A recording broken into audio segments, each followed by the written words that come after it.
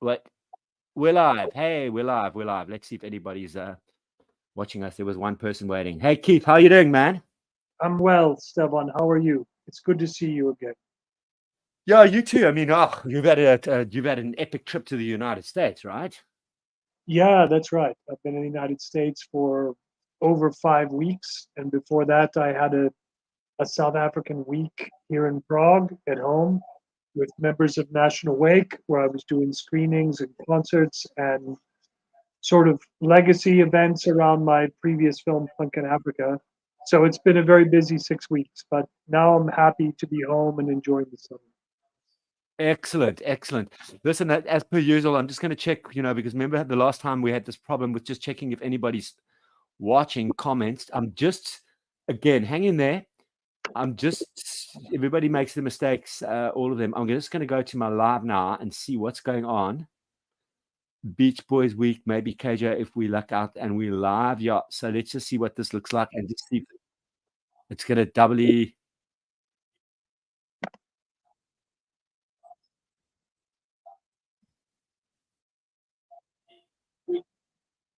Okay, that's us, me on. All right. So we are live on YouTube. I'm switching that off. And if anybody finds us, they find us. Show comments. Yeah. Hang on. Show and yeah. All right. So cool. We can just roll it anyway. Sorry about that, man. We learn each day. So tell me all about the trip and what's been going on and all of that, and then we'll talk about the Beach Boys. Well, as you know, I'm doing this new film, new project with Discord Records about the band Soulside and their quite legendary tour to Europe in 1989, where they became the first American punk band to go behind Iron Curtain. They played in East Berlin in Poland. And as a result, the band and their successor band, Girls Against Boys, which is most of the same members, have always had a sort of cult following in Central Europe. But now Soulside are back with new material, new album on Discord Records. So I've been documenting that whole process over the last 2 years. So the trip to the United States was mainly to do interviews and background shooting in Washington D.C., where basically all of us come from, the members of Soulside and myself and my cameraman, our cameraman Gary Griffin. So it's like revisiting old haunts, but and it's nice to go back there after so many years away. But of course, many of the things that the band spoke about and Discord Records spoke about already in the 1980s are still valid and still relevant and still part of the conversation now, probably even more part of the conversation now. So it's an exciting thing to be involved in. So I had a very happy and successful trip there. Yeah, it was quite amazing. I mean, you shared some photos with me, and obviously, certain people don't, and all of us, we're under non-disclosure, on tapes and archives and all of that. But I was just like, wow, how many people get into those spaces? No, it was quite incredible to get into the inner sanctum with Discord Records and have a look at some of their archives and the stuff which is present there. Some of it will be in the film, not the spaces themselves, but some of that material will be shown in the material we shot. So it was great. It was wonderful, and I saw a lot of great concerts in New York while I was over there, and so it was very productive. It was a good trip, but I'm happy to be home. Yeah, I realize the echo is coming from me, not from you. Something's going on here. It might be some equalizer thing that I'm using. But anyway, I'm wondering whether I shouldn't just plug in some wireless cans. But I'll mute myself when needed. Yeah, it's interesting. I'm gonna just go into something here. That hit me over the last few weeks. Yeah, what's been going on? We haven't done one of these streams in months, so Not months. It's been about a month. okay. But yeah, in all of this, in all of this so-called, the politics between the vinyl community and all of that's been going on, whatever. There's a particular person that I was friendly with, and we were talking classical music and other records a while back. It's a guy by the name of Dave. He's known as Dave OG. Wonderful, wonderful man. We've been swapping some and dealing some rare Philips Hi-Fi stereo and other amidst alongst my other records, like the Kogan Gilels and all those other types of 4D Man's always finds us other recordings. And he kind of was playing between.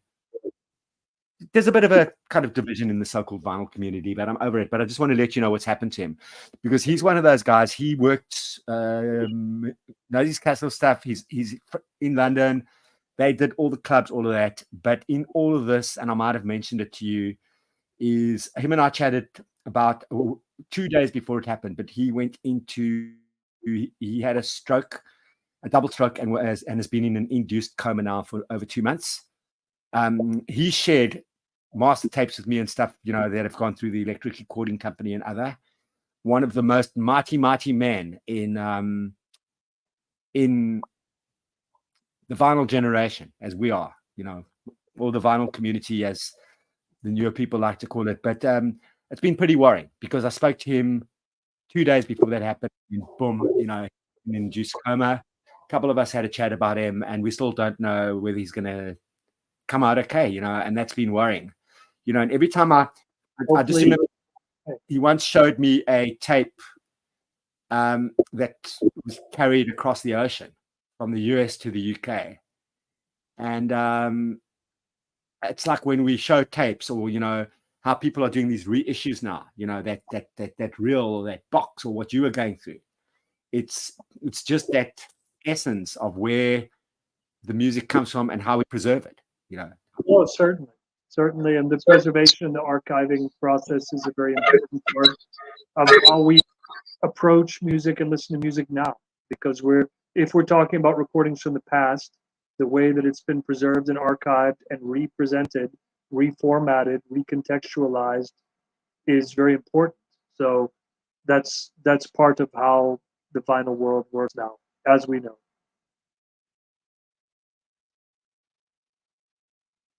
I'm not hearing you. You're muted. No, yourself. it's my echo.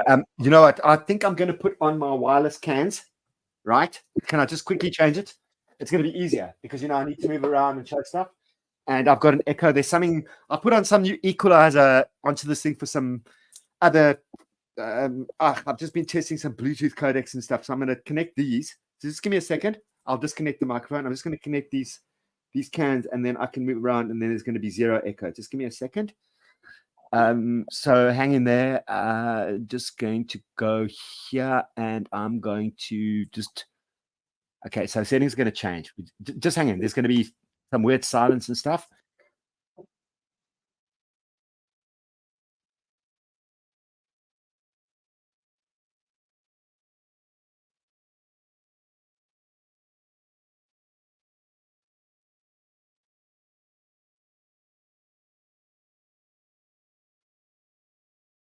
Anyway, once you get that sorted out, then we can speak.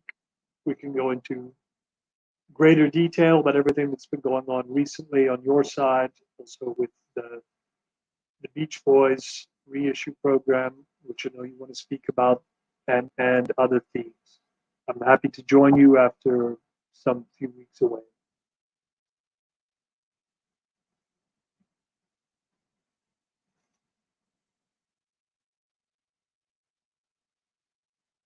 And greetings to 4D Man. I'm always happy that other people are checking out these streams and listening to what we talk about, because it's nice to be part of a community of people with shared interests, and the feedback in the comments is always welcome. I'm always happy to see it. And even if I don't respond to the comments, I always try to respond on the stream directly. So I'm happy to see people appearing there.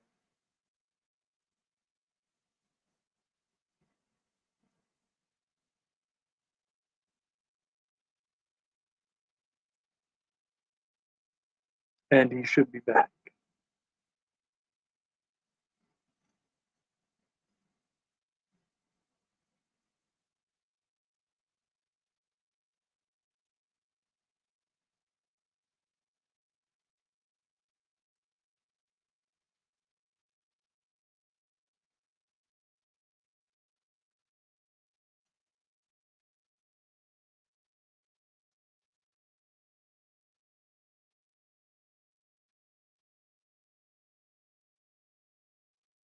Also, if anybody is watching and I see that some people have already commented, please just add any questions or things which you would like us to address while we get going and get speaking about the history of South African recorded music, as we always do. It's always interesting and provocative to hear other people's opinions, questions, comments, etc. So please feel free to contribute. It's a wider conversation.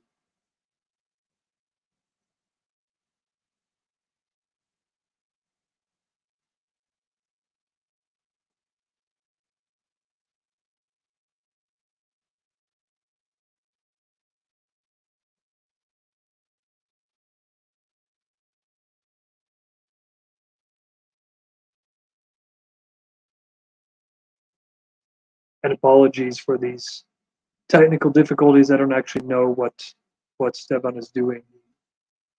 He is battling with an echo, apparently.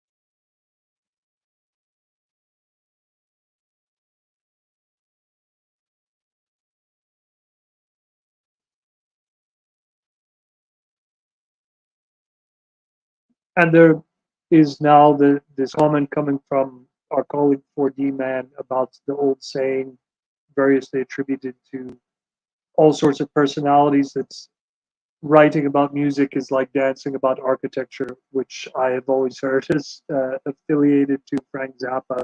But I agree with it in a way. Like, expressing opinions about music isn't really the point. It's better to listen to the music directly and engage with the music directly. But it's actually then a separate conversation among those of us who are deep enthusiasts of this stuff to speak about that on the side. I think that's kind of a separate issue than addressing the content of the music itself. We're trying to address the mechanics of the music itself, because what we're really talking about are our own feelings and emotions uh, in terms of engaging with it and listening to music. So what we're not actually doing is talking about music. We're talking about listening to music and the act of listening to music, and also the art of listening to music, which I do think is an art, and I think it's also a practice, especially with vinyl. The little burst of feedback is promising.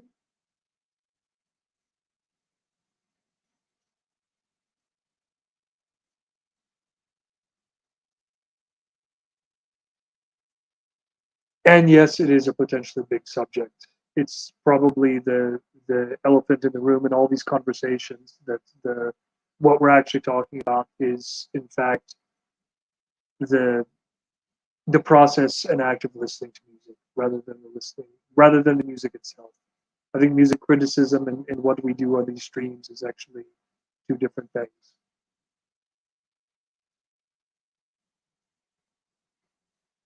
Stefan, calm down and just get it together. It's not a big deal.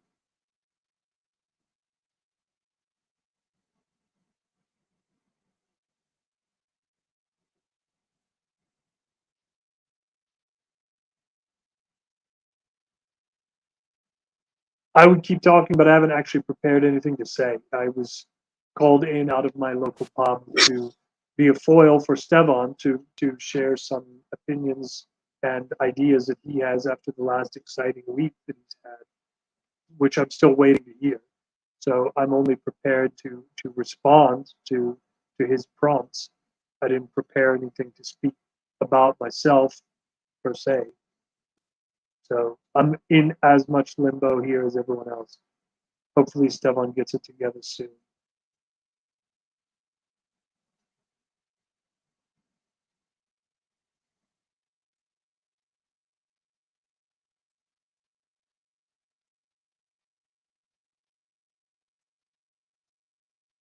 Well, now there is a question about what are good books on music and why. And I am going to recommend a book which actually isn't yet published. I don't have my copy, my advanced copy here because I actually already loaned it out to someone. But the forthcoming oral history of Two Tone Records and the Two Tone movement that will come out next month on Akashic Books in Brooklyn, New York, is really excellent. I have just read that. It's an outstanding book. I like that it gets the balance correct between being an oral history of all the participants in that movement and also a certain sociological subtext with us. Can you hear me now? Yes, we're live. No need for shouting. Stefan, I was just responding to a question about music books, and I have just finished reading the new book on Two Tone Records that my friend Johnny Temple has just published or is about to publish with his company Akashic Books in New York.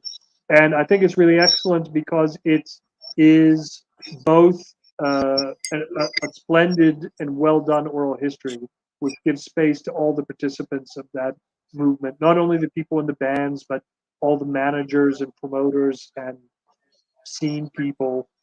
But it also provides the sociological context which is necessary to understand that movement is something more than just a record label. I also like the fact that the book gives an enormous amount of space to women participants whose voices are normally marginalized in these sort of rock type books. And by women participants, I don't mean just Pauline Black and Rhoda Dakar and women who were singing in these bands, but also the promoters, the stylists, the managers, all these people behind the scenes whose voices are often very much overlooked in these things. So I think that book absolutely gets it right. That's an example, very new example of what I think a music book is capable of doing and what a good music book can be. And someone is commenting they weren't aware of the book. The book actually comes out next month in June on the Akashic Books in New York. I would show my copy, but I actually already loaned it out to someone. That's how happy I was with it. Yeah. You know what I'm going to try and do? Are people in the audience hearing this echo? I'm not hearing any echo. 4D, Nick, are you hearing an echo?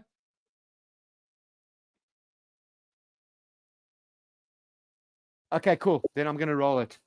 I can deal with my own echo. That's fine. And yes, yeah, no. To answer this question, oral history type books are usually a sociological or political science type approach. But I think in music, it's a very valid way of looking at something that's more than just a band or more than just a style of music, but which is an entire social movement, which Two Tone certainly was. And the book also, of course, has a happy ending because Two Tone sort of really exhausted themselves as a record label and as a venue for putting out music, but they went out on an absolute high with an amazing single which did kind of change the world. And Nelson Mandela did come out of prison and did walk out on a stage. And in 2014, Jerry Dammers was awarded the Order of O.R. Tambo by the South African government. So the ending to that book is a happy one and a positive one by any way of looking at it. Certainly. So yeah, that's to be recommended. When that book comes out next month, everyone should check it out. It's excellent. I've had a big week. Week. All about South Africa and the Beach Boys and your trip. And I'm glad Nick's here. I wish he would come up. Nick, I wish you would come up one day that you could meet Keith. But wherever you are, you are. I've been on other shows. But I'm going to go through something that actually, before we get into the Beach Boys and the other stuff that came up this week, I'm just going to have to go onto my WhatsApp to see, because I sent it to various people. I keep a lot of information to myself or share it with people as I watch it. And I sent it to OMG tonight. This week, there was an interview with Steven Van Zandt Little Steven, and Bill Maher. And they were talking about Las Vegas. Nick's at work. God, Nick, we're going to have to schedule a stream with you sometime because, I mean, Nick's, yeah, seriously. Anyway. My condolences, anyway, Nick. The Bill Maher, so they're going to Las Vegas and casinos. And, you know, I think they both had backed certain bands. And little Steven starts speaking about, you know, how politics have changed, about living in the village and all of that. But there was a question asked by Maher of little Steven, and as you know, I'm pushing that whole cultural boycott type thing that we've discussed, you know, in terms of unraveling all of that. And he was stopped in his tracks, you know, and people's politics have changed because the village is not the same. Things have changed, politics has changed. Yeah, just, you know, we've got an election next week, and the United States has got an election in a couple of months. We've got a president right now that an ex-president that his new party, he may or may not stand, and the same in the US with Trump. It doesn't matter. We're not talking the politicians. But what came from this interview, and it involves South Africa, where little Steven has become really a well-focused, wonderful person. He says he's been trying to write his political book for 20 years. And, you know, he's not like Bruce. He says, hey, I fucked up with money. I did this, I did whatever. But, you know, he's got a bit of integrity and something that he carries on his shoulder. He's got that sort of New York, New Jersey type attitude. I've never met the man, but he carried it well.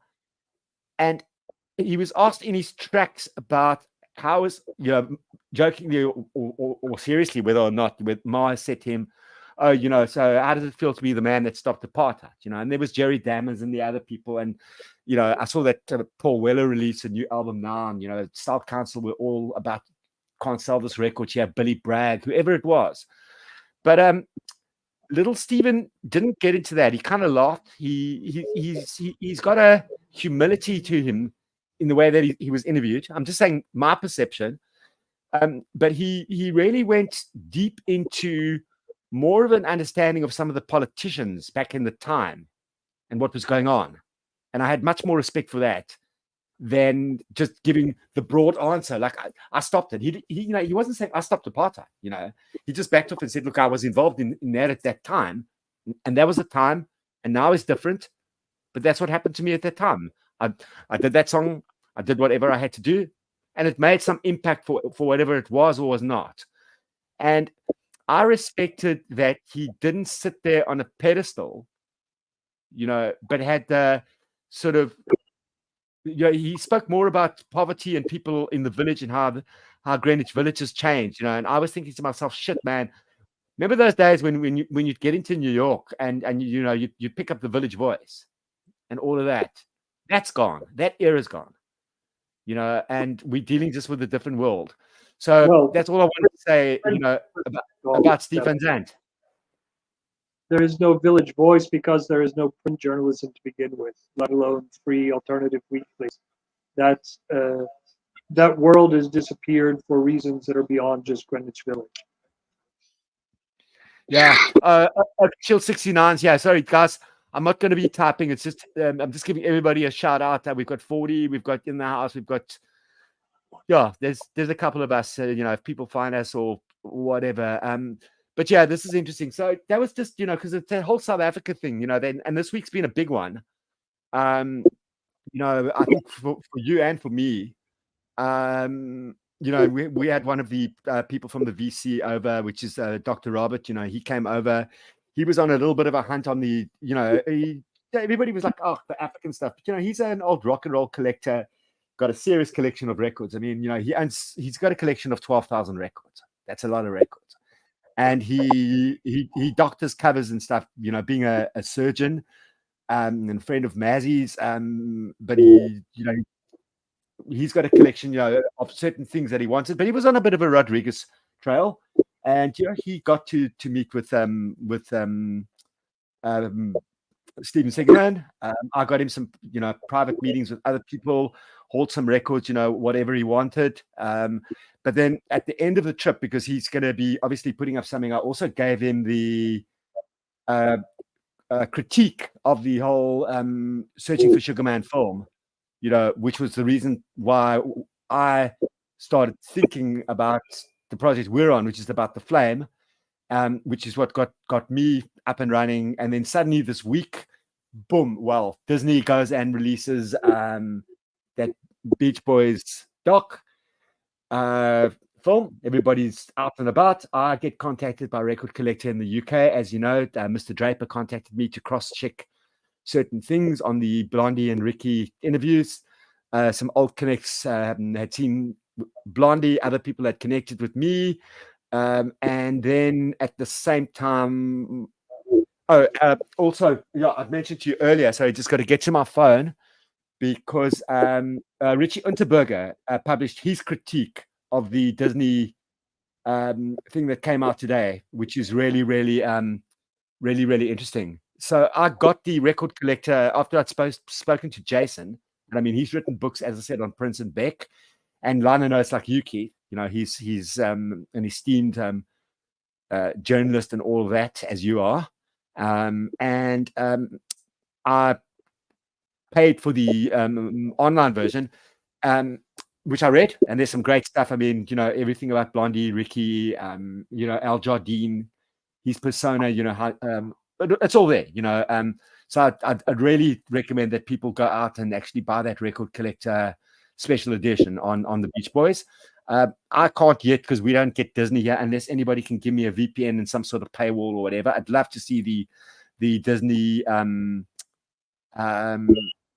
documentary that came out now about the Beach Boys. And then Unterberger's article came out as just before we scheduled the stream. So I haven't even read that yet. He's on my Facebook feed. So that's also going to be magic to read. And then I'm just going to get one quote that I sent Keith that was from the no.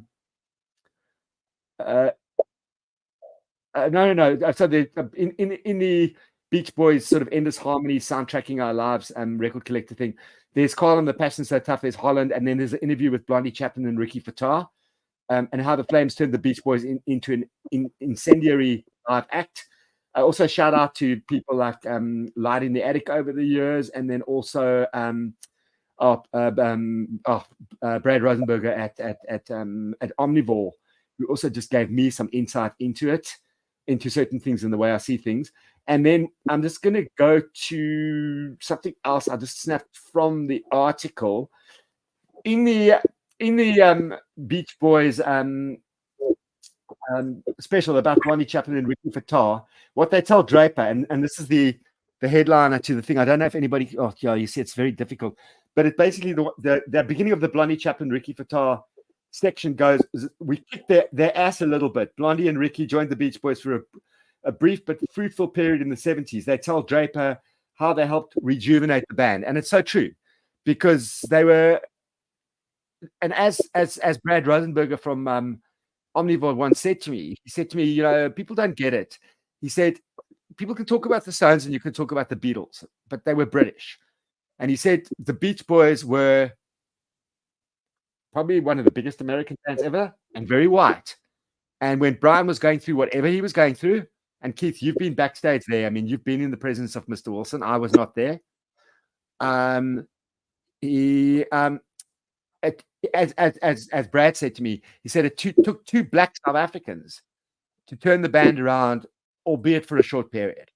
And that's always something that ticked over in my head in terms of, this project. And that's interesting. That's another one. And then the other thing that I got out of it was, and I actually had never listened to it. I was going through the entire Beach Boys discography and the stuff that I love, because I mean, those harmonies, and no, they couldn't surf. I mean, it was their dad. I mean, I think Dennis was the only one that could surf, and I've had to ask people about, have you been in the presence of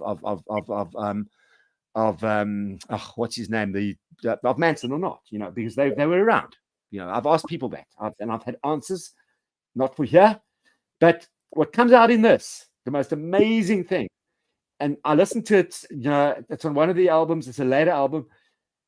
Brian, I think it's from Brian or whatever. In this thing, it says, "Add some music to your day. The harmonies are the best on this song. It's one of my favorites, and not many people know it." And if anybody just go through that Beach Boys catalog, whether you're streaming or whatever, go and listen to Brian Wilson on a track called "Add Some Music to Your Day." And it's what I want every day to be. It is an absolutely amazing harmony that probably just escaped most people, like beyond. So that's my little week on Beach Boys, Flame, all of that. You know, it's going to go a lot further. And Keith, I'm going to let you kind of respond now and get your thoughts. Well, I obviously haven't seen the Beach Boys documentary. I've seen a lot of them in the past, and I was always struck, as we all are, by the omission of the situation with the Flames and with Blondie Chaplin and Ricky Pittar, and how their contributions to a sort of revival or a renaissance within the Beach Boys, especially as a live band, but also in terms of songwriting in the mid '70s on those two records. They really rejuvenated the band, and it's always been sort of glossed over. So I would be very curious to see the new documentary, to see how that aspect of the story is handled and presented.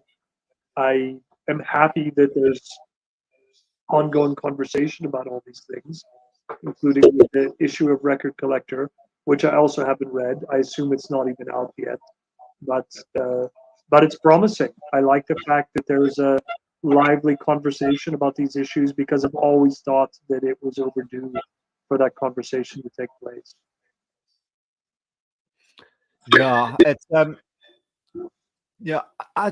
it's kind of weird, you know. I have this very weird sort of thing with the Beach Boys, because you know I kind of got into them. Yeah, I mean, like seriously, I'd probably say when I was really getting into like a bit of Americana and all of that, like deeply, you know, into I'd say more late '80s to early '90s. You know, when you know you were reading, whether it was your Mojo magazines or your Uncuts or whatever. You know, Pet Sounds, got Pet Sounds. Oh, bit of a weird album, but you know, I mean, God only knows other stuff. Bowie had done his cover version. Other various people. Who else did it? P.P. Arnold, I think, covered it as well. Yeah, whatever. And but then when I got to Asia, I remember sitting, you know, getting into music and stuff, you know, and then getting into a bit more Brian Wilson and stuff. There was that Live at the Roxy and all of that, you know, and bits and pieces, you know, and discovering Van Dyke Parks and all of that. But I remember getting to Asia, and I was in a bar called the Zeppelin Bar, which was in Phnom Penh, Cambodia. And there was a Taiwanese guy, he said, "Don't call me Chinese, I'm Taiwanese," who used to play vinyl there. And I was with an Australian mate, and we started discussing Smiley Smile and all of that. And that's when I also started getting into the Smiley Smile forums and all of that, you know. And then that's also when I started realizing that back then I'd spent a lot of time in Durban in '91 when I first was hanging out at the folk club and all that with the late Steve Fattar, who we were both very, very lucky to spend quite a bit of time with and interview, you know. And it's just become this magical mystery journey that has been like such an amazing trip. And Keith, what's it? It's been more than 10 years now, hey? Huh? How many years? Since what? We started talking about, you know, making a movie about the Flames, and you know, from there. It's about 10 years, but it's less than that, since we were actually filming with Steve Fattar and Blondie Chaplin and these guys. That's a more recent thing that started basically in the run up to the pandemic.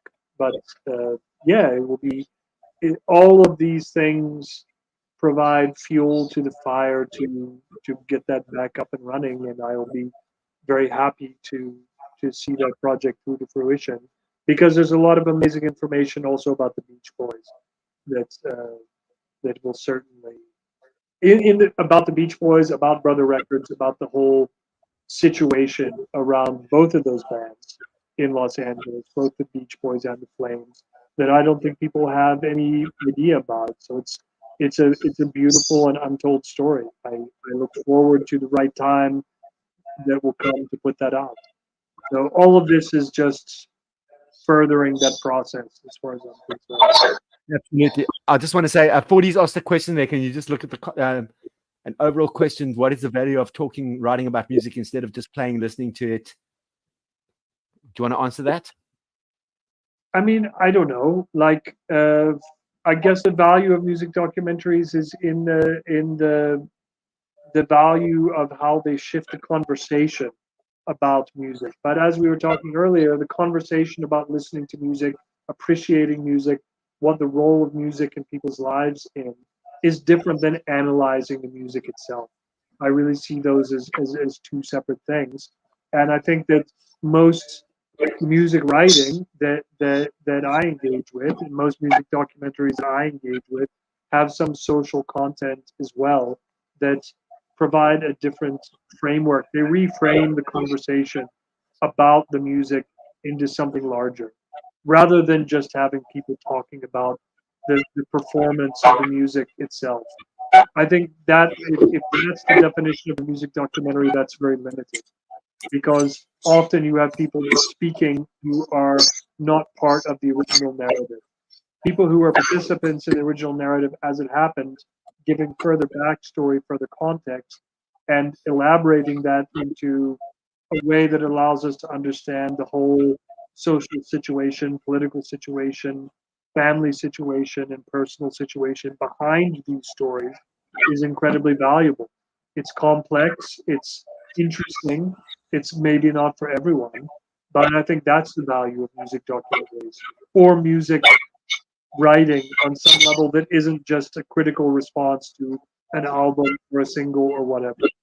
I think in the social media age and in the way that radio has been reformatted to be somehow a driving force for social media, especially the way state radio works in most countries now, or public radio, it's driven towards immediate responses towards the music itself, which is lively, and I'm not putting it down, but I don't think it has enormous documentary quality. I think documentary quality or quality in writing comes much later in reflecting on why this was important in that moment, why it was important for people, and reformatting it as a human story rather than just talking about the music. No, sorry, I'm trying to focus on the comments and your chat at the same time, and just talking. I mean, radio is something, and it's getting back to the getting back to the Beach Boys. I mean, wasn't it Brian Wilson that last or that last Beach Boys album where they all came together? That's something like that. That's why God made the radio or something. A beautiful harmonized track. And I'm a radio man. I mean, I started off setting up community radio here in South Africa. And I'm very, very privileged to have worked with Night Fellows and people that worked with NPR, like Bill Simmering, who I was out in the field with here in South Africa and in Mongolia. Who's the guy that, oh God, All Things Considered, what is his name, who started it? I worked with him as well. But NPR it's been a model. And I'm a fan of all those people too. I'm not putting down radio. What radio has gone into now is pushing for clicks on social media, because people aren't listening to broadcast radio anymore, and we're losing the role of radio being a mediating factor into public space. That's gotten lost. When you go out, hallelujah, I agree with you. Absolutely. What you hear in public space now is mostly Spotify playlists and YouTube. It's not actual radio, and it's nostalgia, and it's a weirdly dumbed down nostalgia that's to appeal to as many people in the bar or the restaurant as possible. That's in every country. I've just come from the United States. It was like that. Now I'm in Europe. It's like that here. It's like that in the UK. It's like that in South Africa. It's everywhere. We cannot fight against that. But that doesn't mean that I'm criticizing radio per se as a medium. I love radio. I still listen to jazz radio online. I still love to be exposed to new music through NPR, which continues to fulfill that role admirably. Bob Boylan, who you mentioned, will retire now, but Ann Powers and other people there are doing admirable work. I have nothing against any of these institutions. I work with Czech Radio. I have worked with SABC in South Africa, both television and radio. As you know, I'm a fan. I will always defend these things. The criticism I have is more that allowing social media to shape everything and every discourse is limiting. That's all. And it's not a bad thing that social media exists per se, but the way in which it drives these conversations, which are geared towards clickbait, basically, is limiting, and it limits the way in which we consume new music. End of story. Absolutely.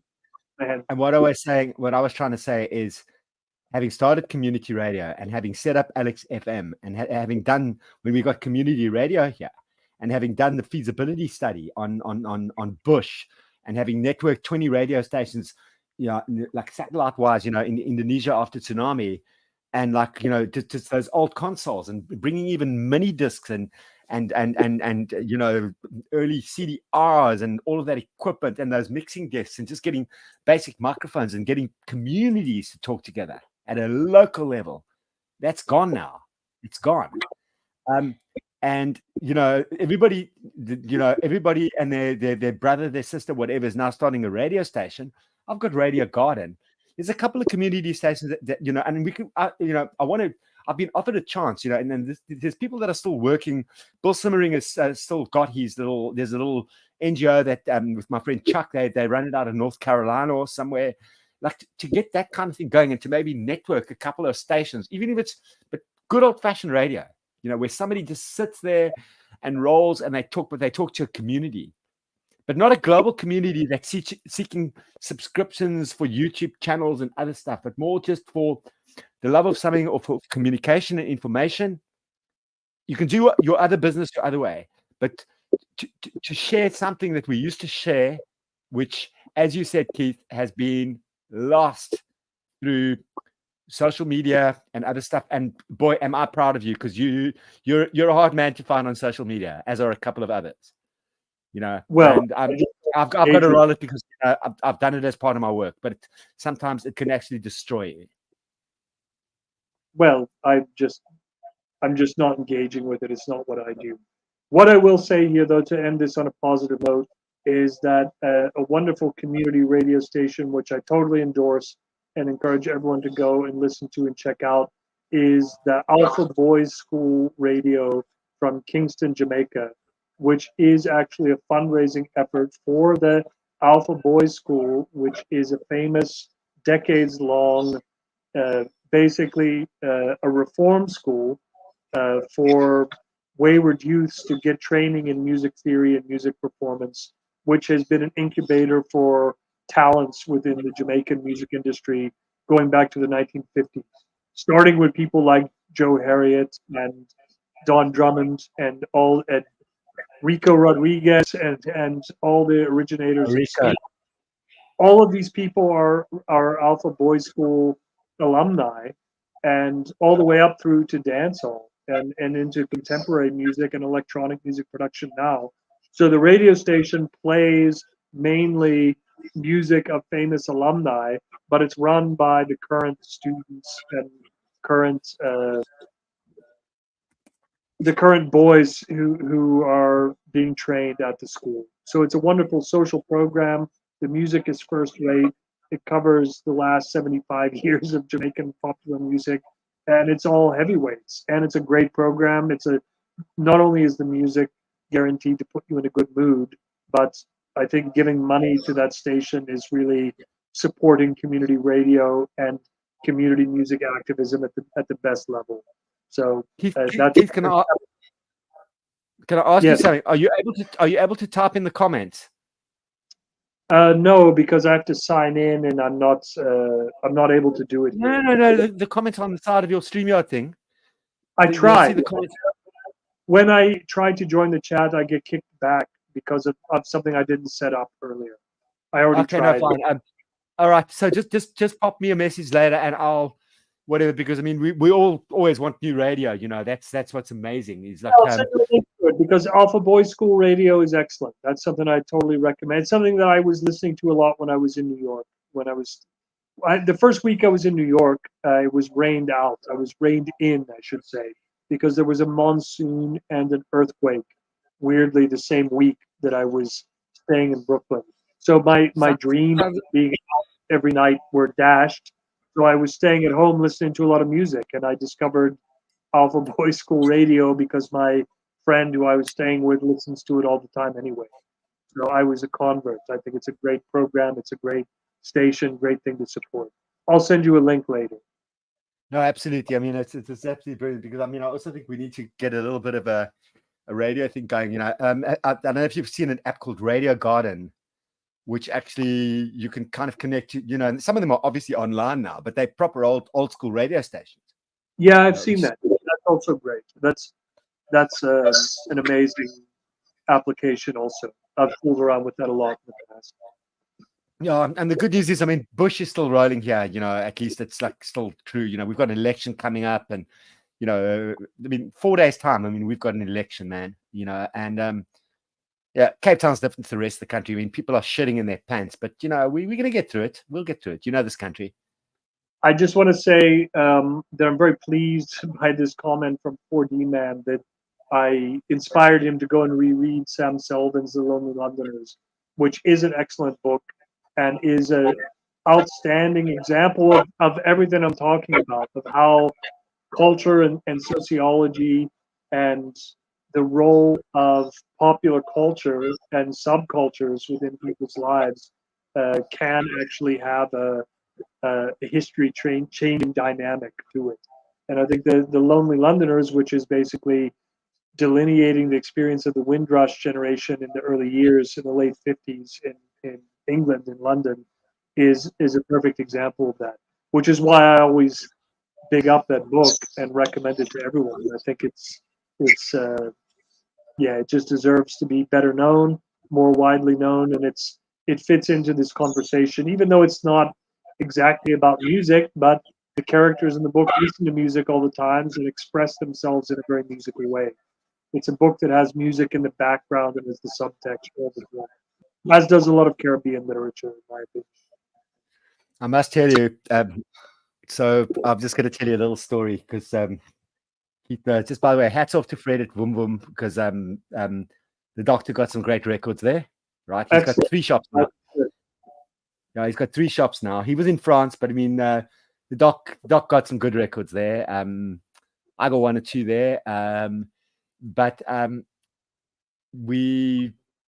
not sure whether it was there or the other visit because I organized a lot of private little meetings for him of like record collect. He got an original sort of UK Vertigo and stuff that he'd been looking for stuff. I contacted people, and then you go into certain shops and they open up a cupboard and that's not normally shown to people or whatever. But end of the day, hats off. Like I think it was either from Fred or no, it wasn't, or it was another. It might have been Fred or another store because we did quite a lot of like running around my crazy little places. But I've always been chasing calypso music, and he got something. And I remember I got my first one from Fred, but he got something connected to the Mighty Sparrow, and that's my holy grail.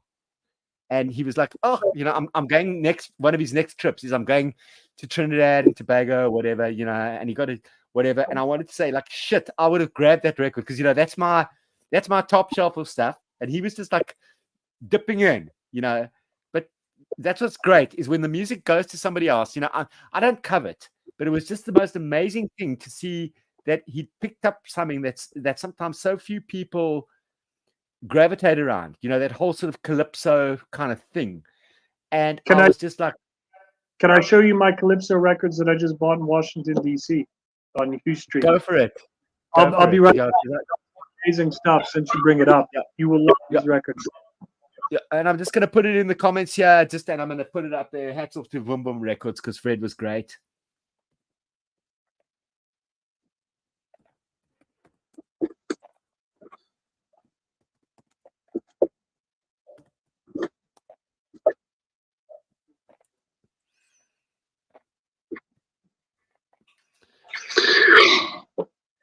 Got to respect everybody and be kind.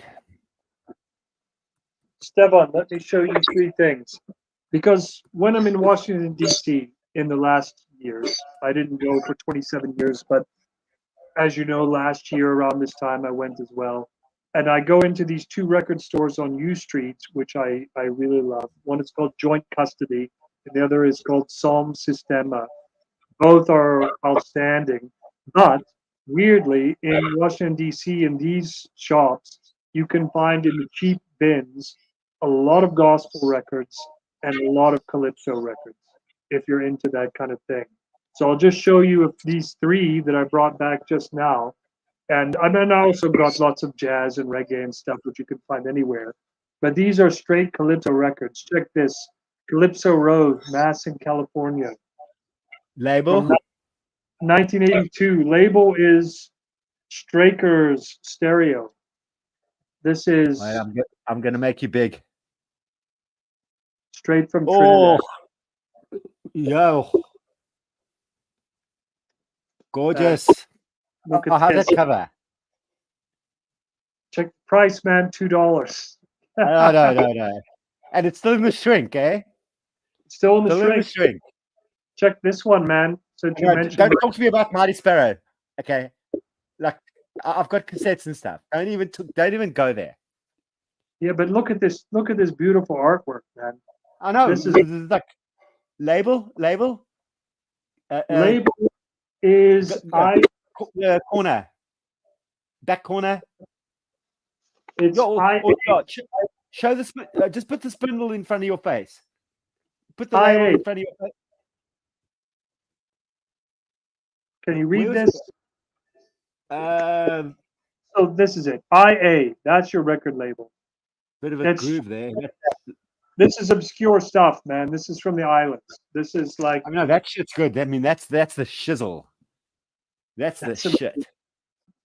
And one more. This is Emery Cook. This is Cook Records, which is now part of the Smithsonian. Calypso Kings and Pig Gin, which is the oh my Calypso. God. This is the Calypso Kings of 1956, 57, and 58 doing extempore with each other. So improvised calypsos, also with one track is just insults where they try to tear down each other, but they also have all sorts of topics about the West Indies Federation, and it's just amazing. So obviously the Calypso Kings are obviously way better than the Gypsy Kings. Well, I don't know if they're better, but they're earlier and they're different, and they're more political. I just love it.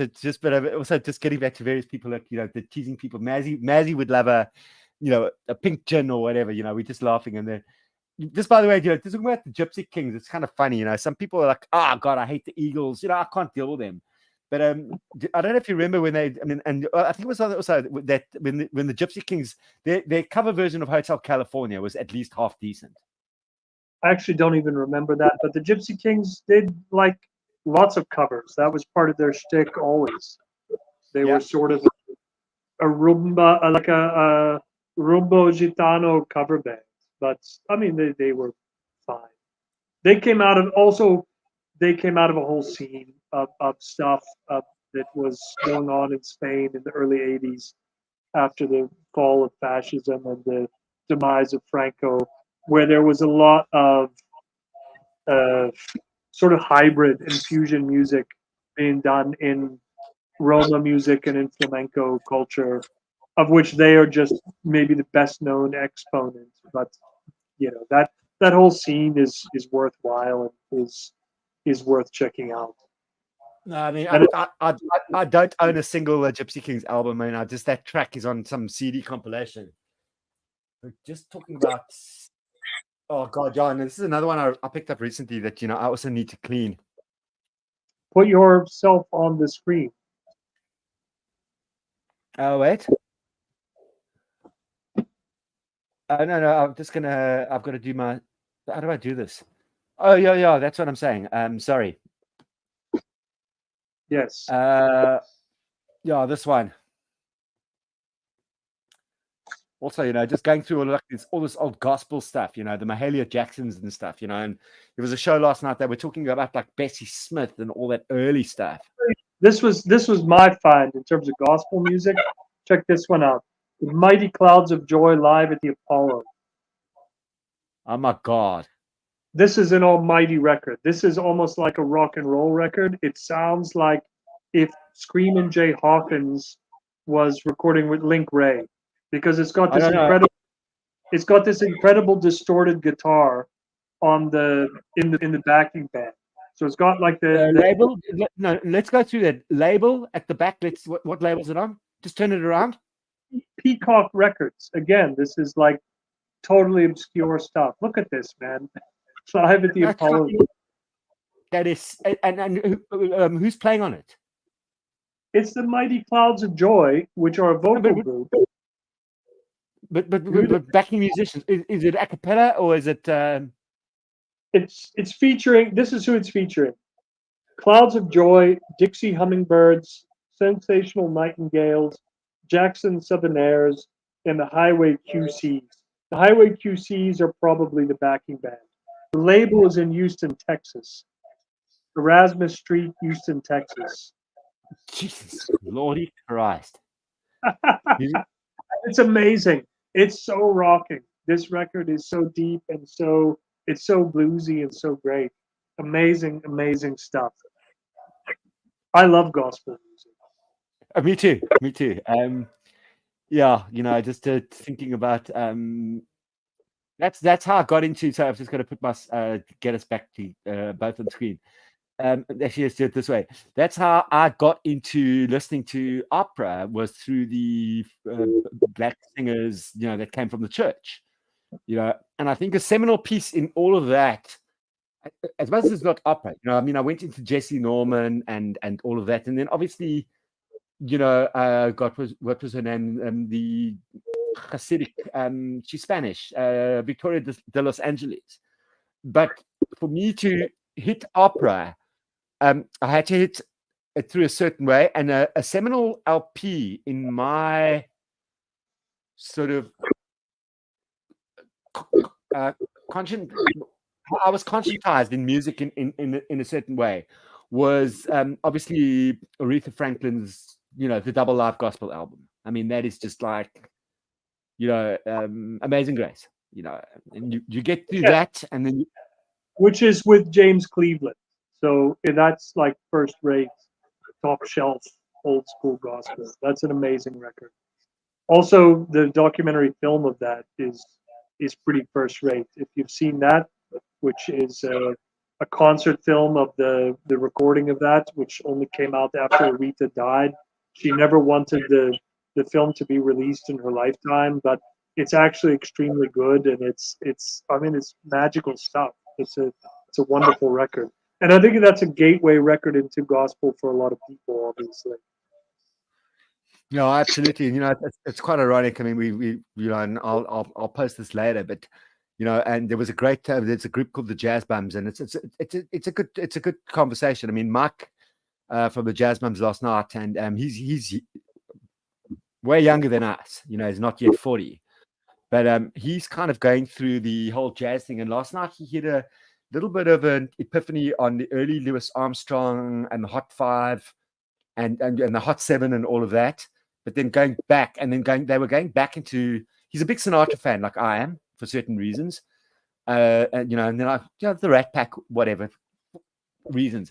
But he went back into the sort of before Verve, Norman Granz, the Jazz at the Philharmonic, pre-bop, and certain very seminal records that have not been given the hip treatment, like Blue Note or others. It was a very, very amazing conversation, that, and it was kind of, I'll be sitting here, for example, and God, where is it? But I mean, I could pull out my late dad's copy of, South African book of Jazz at the Philharmonic, and it's with all the David Stone Martin things. But he was just going like pre that era, Norgrans and Clef and all of that, that wasn't quite there, and it was just a really, really interesting discussion. And what's also kind of interesting is I pulled these out. I mean, you got magazines, I collect these weird things, but pull these out. And I'm sure I've shown them before, but these kind of mags, this is the one on the Count, Yes. And this has another. Wow. Just yeah, it's as you pick up all of this stuff, you just sort of start just digging deeper and deeper. And I think the most important thing, I'm just going to highlight for AD's comment, that one. Sorry. Not showing. Yeah, I think the most important thing is to move beyond that stereotype and just kind of you dig.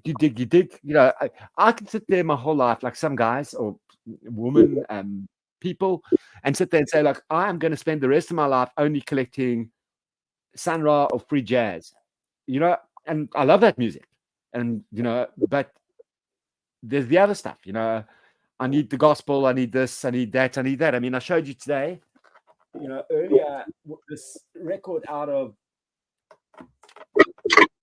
not on label, out of Israel. This what's it? The music festival, whatever. And this was not on label, and it is a collection of the music festival Abu Ghosh Kiryat V'Garim. Okay, and they've got Handel's Messiah, Bach, the Christmas Oratorio, Bach's St. Matthew's Passion, and it's a collection over years of various concerts. 1973, not for sale, not on label, and I went into Discogs and there's like one copy available, and I was like, I didn't know I had that. I'll clean it up, but that's an interesting piece. It's a piece in history that For sure. we've got to understand. And there we've got all this weird stuff going on. Here, let me show you my favorite. This is my only Israeli Teens record that I bought in the States. And this is a record that I knew from years back, but I never had a copy of it on vinyl. But do you know this one? Theodore Bikel, Songs of a Russian Gypsy. No, but I've got some. I've got a lot of. I love gypsy music. Don't get. But this is basically Russian early Russian Israelis in the 1960s recording Russian pseudo gypsy themes. So this is basically something between Yiddish, Russian, and gypsy folklore. But it's amazing, and it's a great record. And check this cover, man. Check the joy of these people. This is Electra. This is from the folk revival from the early 60s. That's an original. Hang on a minute. Did you say it's on Electra? Yeah, it's on Electra. Okay, so it's a Jack Halsman, not even on Nonsuch. I mean, what year? Original Electra. I'll show you. No, yeah, I mean, look, Halsman for me is just I mean, a friend interviewed him, and he'd said that oh yeah, that's a grooved Electra. I mean, got a couple of those. I've got a Calypso record actually also on Electra. That's another label that people don't even. Sorry.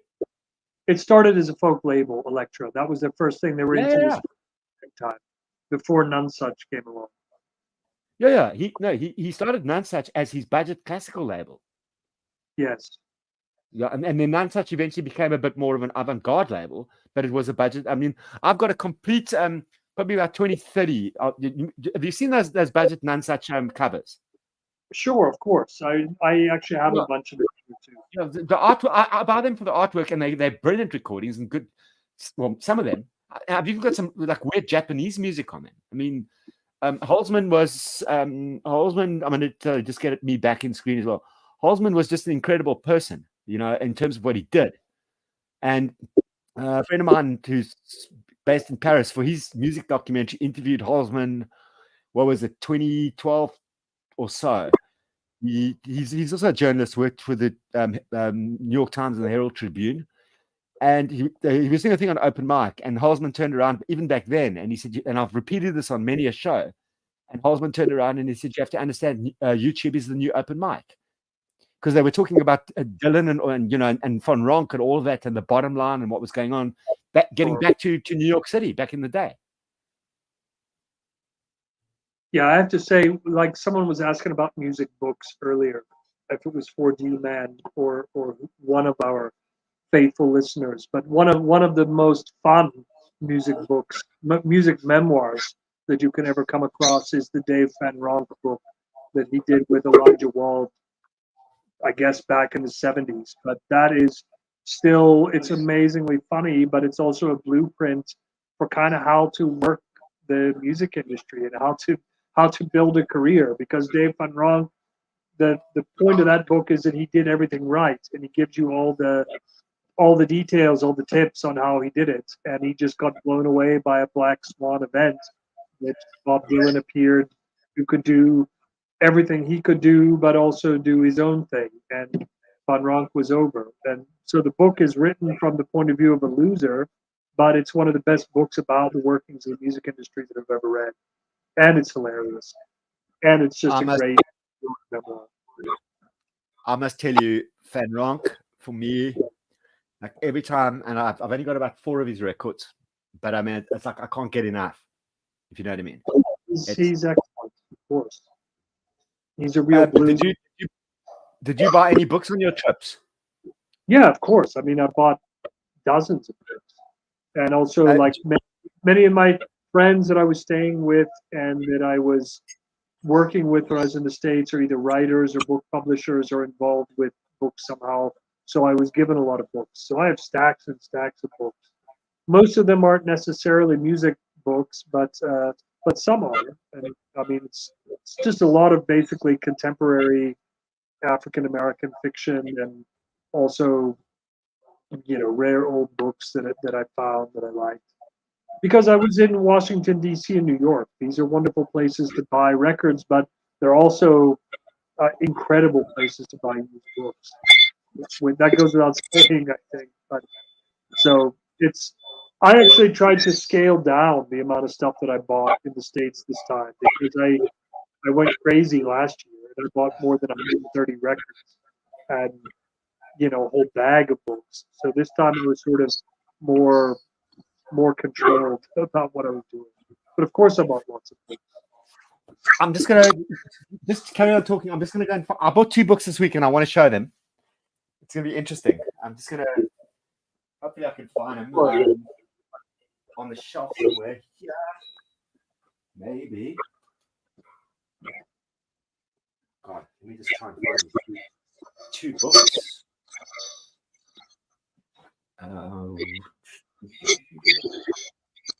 Running out of space. I'm just going to find these books. Hang on. And I'll show you what I'm reading. I'll make you big and myself small, so then I can look for books. While you're looking for that, I'll just show everyone what I'm reading, which is Viper's Dream by Jake Lamar, which I'm about halfway through.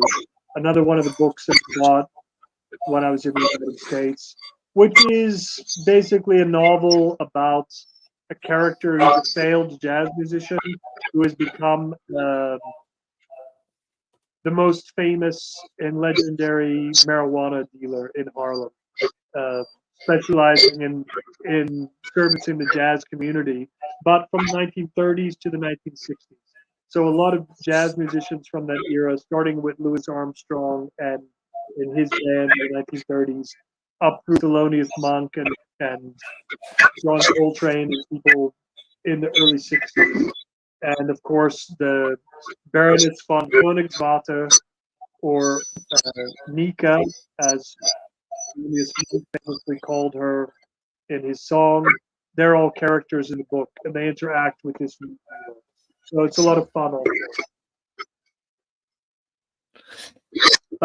So I got the Dr. Bar book. I mean, actually, it's just been reissued, but I've got a photocopy of it.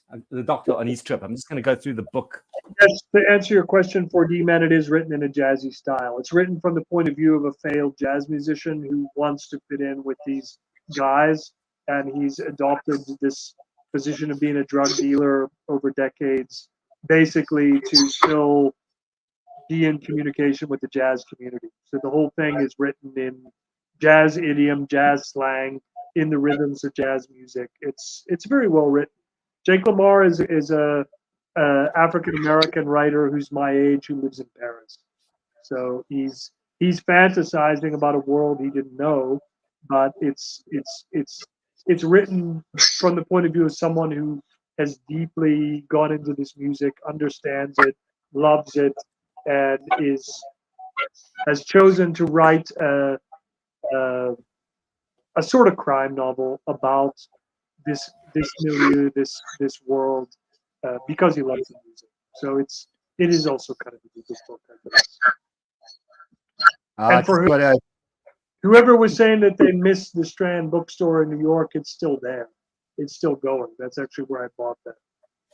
Hang on a minute. We've got our good friend DJ Vinyl Vertigo, Scotty, you're in New York, right? Just want him to. Yeah, he's in New York, so he'll also. Yeah, I wish Scotty could come up on a show at some stage, but anyway, he's also got a great show. So when I was with the doc, Scotty, it's good to have you here, man. Really, really. So when I was with the doctor, I got a photocopy, but they've just reprinted it. Not good, it's a photocopy, but it was a university thesis. But if a book on South African music, I got the doc to at least, I said, buy this. And it's the Chilvers, the history of contemporary. It's 1994 thesis. It's more just it's actually more just sort of like just all the bands and, every band that came out of South Africa, from Face to Face up until 94. But at least it's a decent, a decent sort of, oh God, yeah, we've got Country and West, Gene Rockwell, so this was copied because it was out of print for a while. Keith would know this kind of stuff, the staccatos. Want to look at, let's just see what's interesting here. Let's find one with a picture. Very few pictures here. Oh God, that's just. Oh, there's the late great Lucky Dube. So that was but the doc got an original. Well, not it's also, it seems to be a photocopy as well, but this is a pure photocopy because the book was not available, and a friend gave me this at some stage. So yeah, it's a pirate copy, but I will buy an original. But the other books that are good is and Keith does DJing and stuff, but I've got a thing about besides my 45s, I might go and do some DJ sets, and that's why I'd like Scotty to talk about that.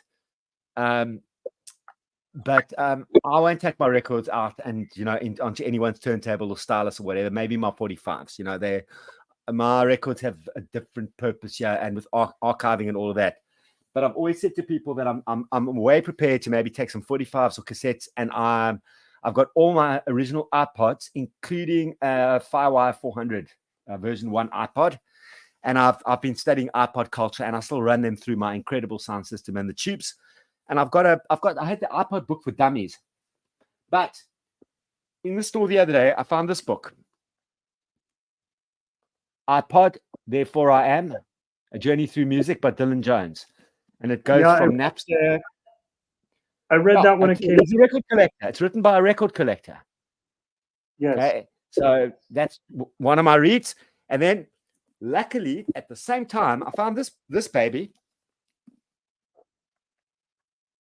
Travis Albra, The Long Player Goodbye.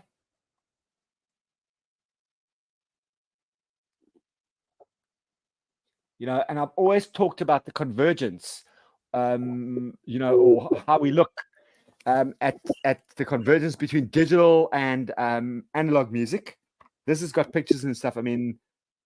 These are books that I've not seen before. I was actually surprised that, you look at this, it's got all of these record covers here. And I've always spoken about, the convergence between digital and analog and all of that. And people from the vinyl community will know that MoFi debacle and Napster, and I've got, and I've got books on Napster through all of that, through to streaming now and what they're paying musicians. It's all being revealed, but that's my quest in the so-called vinyl community, or however we all share music. So people are going to get to know me better. This is the kind of stuff that I'm interested in. You know, this is kind of interesting stuff for me. So those books I found this week, and I'm really excited. It's going to be a slow one, but I'm eventually going to get through them slowly and start. I possibly got a DJ set off the iPods in about 2 or 3 weeks' time. Excellent. Yeah, so it's been quite a week, eh? That Beach Boys week. Is anybody in the gallery got Disney, and has anybody had taken a quick little look? Because I mean, Keith's in the Czech Republic. I'm here in South Africa. Has anybody taken a little like sneak peek at that Beach Boys documentary yet?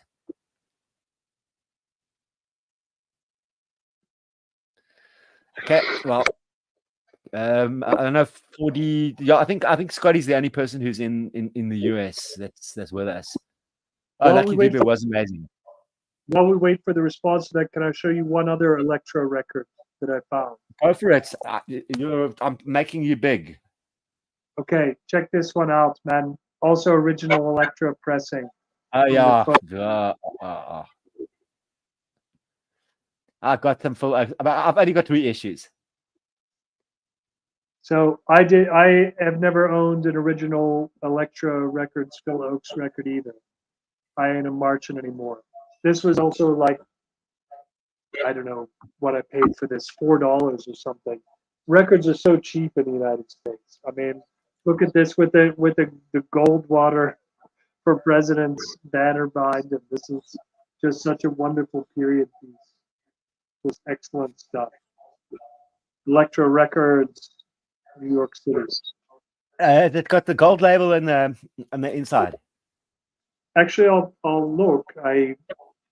I'm just gonna pour myself a drink. I'm listening. It's the gold. Gold, that brute gold, yeah.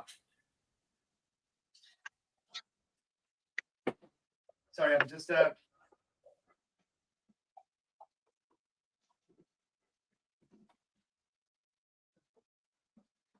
yeah, Keith, it's quite amazing, you know, just to think that, you know, you went on this work trip, you know, you got into the archives, you know, you were sitting there with, like, you know, punk musicians and everything else and all of that, and, you know, you went shopping, and then also because you obviously so you visited DC where I lived, you visited Pittsburgh where I spent a lot of time and have a good friend. Hey, Russell S is also here. You visited Pittsburgh. Where else were you? I was in New York. As always, which is kind of my base when I'm in the States. But I also visited Asheville, North Carolina, where we were able to film in the Moog synthesizer factory and the Robert Moog Museum. So, and the former Black Mountain College and lots of other interesting spaces in the history of alternative culture in Asheville. But visiting the Moog factory was incredible. Really. I saw those pictures you sent me, and I saw them on Gary's feed. Yes. Maybe talk a little bit about the Moog and the Moog Museum. I mean, I think that's interesting for people. It is. It's totally interesting. Basically, we were filming there with Bobby Sullivan from the singer of Soulside, who is one of the characters in that Discord documentary that I'm doing. But Bobby lives for many years in Asheville, North Carolina, where he runs an organic food co-op. Bobby is a practicing Rastafarian, so for him, his spiritual practice is very connected with social work, with political awareness, and also with food. So his business, which is running his food co-op, is absolutely connected with all the other aspects of his life, including the music that he writes and performs. But through his work in the co-op over the last several decades, he came into contact with all the other sort of alternative legends living in Asheville or based there, including Bob Moog, who is the inventor of the analog synthesizer and also sort of the first person to mass produce theremins, as were used on the Beach Boys record Good Vibrations, famously. So that to go there and to be in the factory, Moog himself has died about 10 years ago, but he was a friend of Bobby, and Bobby has interesting stories about him and Moog's relationship and his widow's relationship with the food co-op. So there was a story there that was worth pursuing.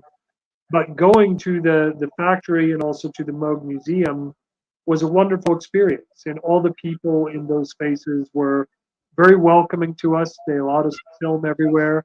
My cameraman, Gary Griffin, bought a little theremin, which he became so enamored of the theremin as an instrument that he bought one from the Moog factory.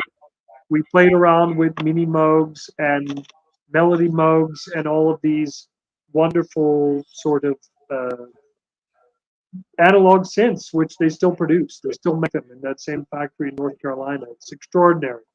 And actually, if you go there to Asheville, you can kind of just rock up at either of these places, and there's a small entry fee to the museum, but the the factory has free guided tours and demonstrations of the instruments. It's quite a it's an amazing peek into the technical background of a lot of alternative music to go to these places.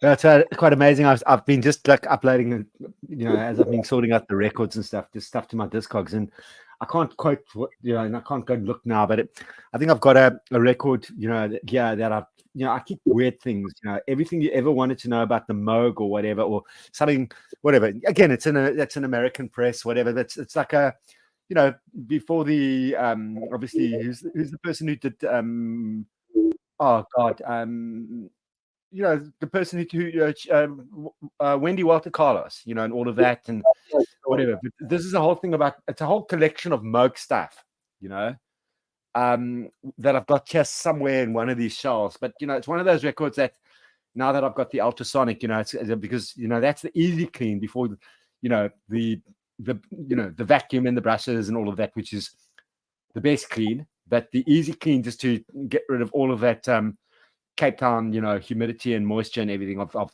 some record that's got minimal ring wear, and I'm going to have some beautiful record.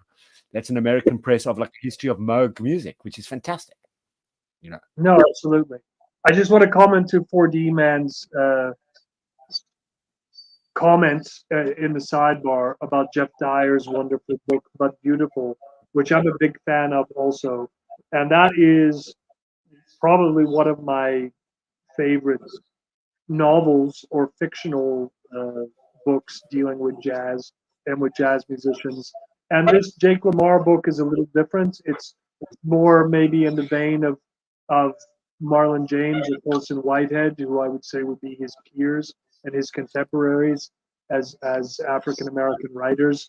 But the Jeff Dyer book is extraordinary in terms of capturing the essence of jazz as an improvised music.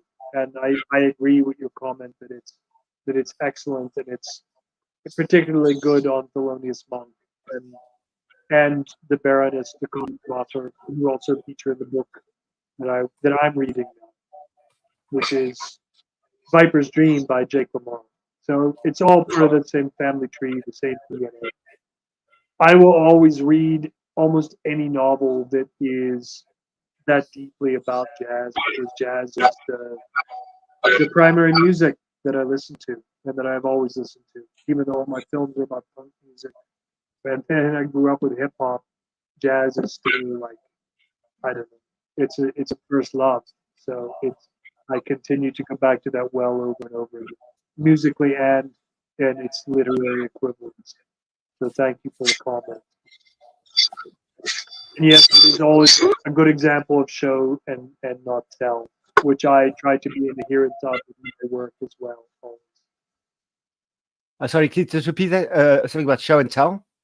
Oh, I was just commenting to the last response that the book is a good example of show and not tell, which is something that I always try to do. I mean, I do it without thinking because I'm a trained filmmaker and I went to film school. So, of course, that is drummed into us. That you can't just speak about things, you should show it. You should visualize your storytelling as much as possible. And it's also true in the literary field. And even in nonfiction writing, it's something that I try to adhere to. Show or at least reveal through anecdotes as much as possible, rather than just telling about something or focusing on your own opinion. Certainly. Yeah, I've always said now, and now I've gone through a lot, the divorce and everything through the pandemic and whatever. I'm not going to go into that, but I've realized that I can only be true to myself if everything that I talk about is experiential. That like I feel from my heart. So I'm going to give a very good example, and I know people, and Keith, I think you'd appreciate this, but we were with mate about mine and the docs. He's on the shows. Our friend Vincent Whitehead, he's on racial shows. Great guy, collects records. Part of more of an international community, not a South African record buyer. And we were having dinner with Dr. Robert the other night, and I have sometimes you'll romanticize or stereotype a situation in your head. So I have been blessed in my life to have, when we were setting up the radio station in Alex in 1994, and when I was working in setting up Alex FM, spending an entire day with the late Nelson Mandela and Danny Glover, right? And I met one-on-one showing him the radio studio. But he was an older man. He'd come out of prison. And then I met Mandela further through my radio work there. And then I met him many years later in Kenya with Graça Machel she was at a conference and he was older. And I felt Mandela let us down in a certain way as a president, et cetera, because I had an idealism of more of a black consciousness kind of thing, or how I wanted to see things and how things didn't pan out in terms of the reconstruction and development plan and what was promised to the people of this country. That's me talking with my white privilege, and I'll take punches for it. However, and then DC, 9/11, I get to hang out with the late Joe Strummer and spend an evening with him. So now in my mind, I stereotype Strummer versus Mandela. This is me and saying, well, actually, that disappointed me or whatever, and I've been around these people and this and this and this, or whatever. And I had this thing in my mind that, like, I was disappointed with what Mandela did, but not what he went through, because, what he went through was amazing. I just got my own block between a situation, how I could defend myself to actually be critical of an older person being put, after many, many years in prison and in solitary confinement and whatever. Robben Island and then Pollsmoor, which is down the road. Okay, I defended something where, and I didn't think about his situation, but he was old, etc., and he came out, and he led our country into whatever. And my friend Vincent turned around to me, and I was kind of going through this with a doctor, and Vincent said to me, going through my narrative of just like trying to, how I see things, and he said to me, but Stebben, have we ever had talking about 30 years of democracy now since 94? It's pivotal. And now we're going for our election in 5 days' time. He said, have we ever had, since 1994, a better president than Nelson Mandela? And I looked at him. I apologized to everybody at the table. And I said, no. I said, no. And when people stop you in your tracks like that, or when you get to rethink your stereotypical thinking, and it's like that with music and everything else, wow, you are so liberated to be able to say, like, I stereotype things. And Keith, that's what I always enjoy being in your company, because you throw things. I've not traveled since before the pandemic out of this country, so I'm in lockdown still. You're moving, we're rolling projects, we're doing the best we can, whatever. Well, even now, I was locked up for several years too, so I'm just, it's only last year and this year that I'm moving around so much. I'm making up for lost time. Yeah, Terry, I wish I could publish anyone. I just want to give people a heads up, because Nick's Pantazzi's back. I mean, Nick's just like he's the Nick. You and Keith, if you got together, just. By the way, Keith, Nick, seen some of those pictures. I sent them to him privately. He's a mate. Just where you'd been. So he's a close friend, but they were private.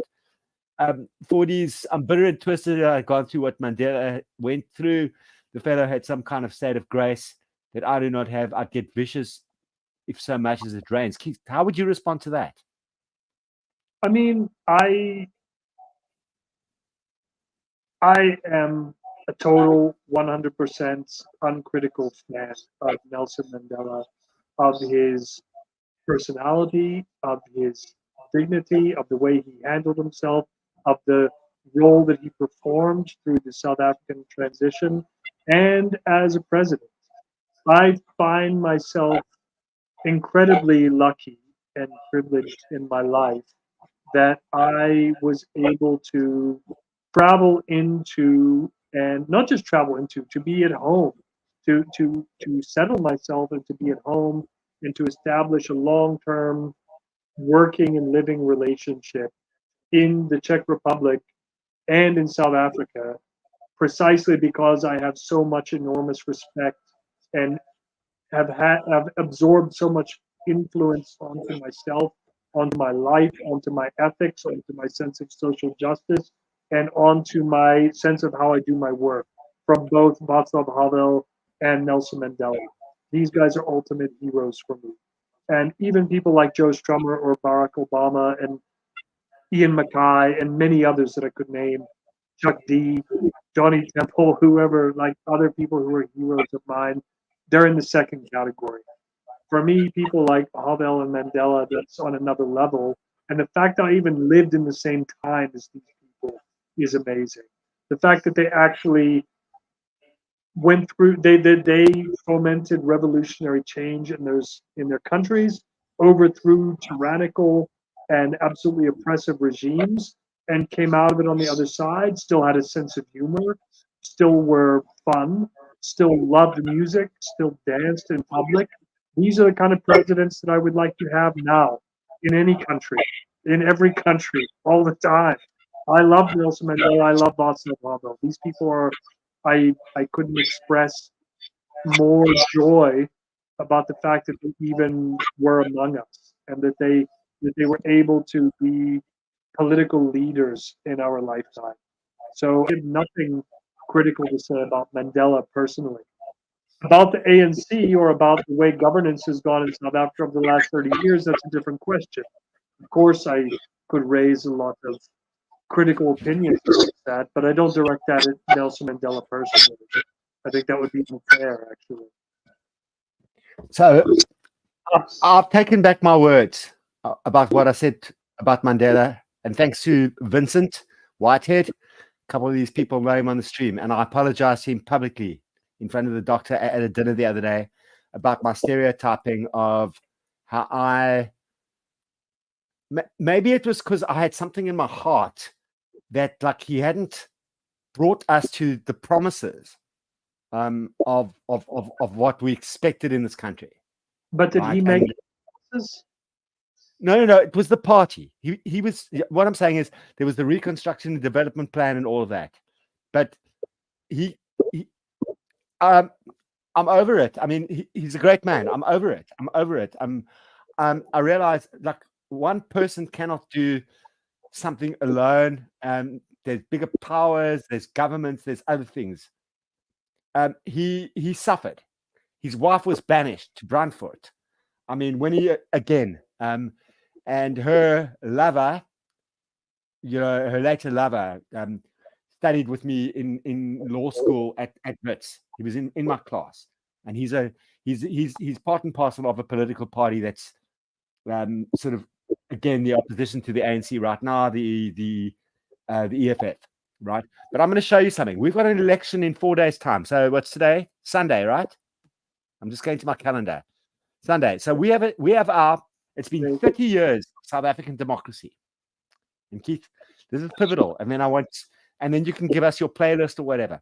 So on Wednesday, after 30 years of democracy, and we are, at least we still have some type of constitution that is working, and that's one thing about this country, right? And we're in a beautiful space. I'm going to show you something. This is from the first elections in 1994, and I'm going to make it big. So I've got this badge.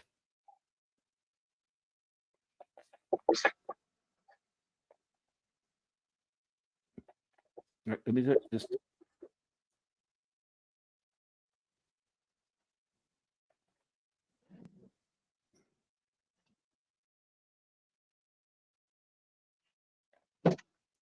And that's 30 years old. When I stood in that first queue, I'd never voted. I'd run from the army. I'd never voted. There was the first election, and I stood with my friend Colin in a queue. He was American. He was from Pittsburgh. And I stood in that queue to mark my thumb. And to be honest, since I got back to South Africa 10 years ago, 13 years ago, I'm from Johannesburg. Now I'm living in Cape Town. I was not registered to vote here. I've worked with political organizations and, in NGOs and all of that. I didn't vote. I was a bit apathetic. But this year, I changed my mind, and I've actually registered to vote. Yeah, because I'd have to go back to Joburg last time. I'm going down the road, and I was sitting with young kids today, and I've told them, go and vote. Just make a choice, make a change, whatever you can do. Because otherwise, yeah, as maybe it's in the words of what's it, Public Enemy, or whatever, hip hop, fight the power. You've got to fight the power somehow.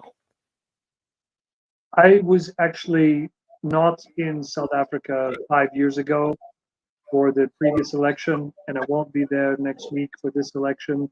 But I was in South Africa living and working during the 2004, 2009, and 2014 elections. So I have lived through directly 3 election cycles in South Africa, and I was never not impressed by the level of public engagement. The people always took it seriously and always took it as a civic responsibility. I don't have an election badge from the 1994 election, but what I will show you, what I do have from Washington, D.C., where I was in 1994, is a World Cup T-shirt, which were the warm-up T-shirts of the Cameroonian national team. Liberté, Wow. l'Afrique 94, which I've had since the 1994 World Cup. So, yeah, but Keith, I'm leaving you big, and I'm just going to talk. Best thing is, when you and Gary first arrived, when we first shot that first bit with the late Steve Fatah, he'd just come from, you arrived, I think, from Prague. He was coming from New York, and he'd been shooting Bernie. Remember that last election? Well, he was actually shooting what should have been Hillary Clinton's victory party, which turned out to be short-lived for Reuters. But when he arrived in the Cape Town airport and we picked him up, he was wearing that Bernie Sanders T-shirt. Exactly, I've got pictures. But no, because getting back to the Rodriguez film and whatever, and how they, I'm going to let you tell the story about the Super 8 film and what Alice did. Particulars. Do you remember the Super 8 film that he left behind? That whom left behind? Which Super? I mean, I deal with so much Super 8 film all the time. Gary arrived. Okay, after that, you arrived. Right, you were here before. Gary arrived. All right, and then he had the Super 8 camera. Okay, and there was no film. He forgot the film behind in the refrigerator. Do you remember that? Yes, of course. Okay, and we of course Super film. Yes. Yeah, and we called ORMs everywhere. We tried. Somebody was like, "Oh, shoot on like an iPhone filter." No. And Alice couriered that film. Remember, we delayed part of the shoot. She couriered that film. Yeah, she couriered that Super 8 so that we could shoot on the Super 8. All right.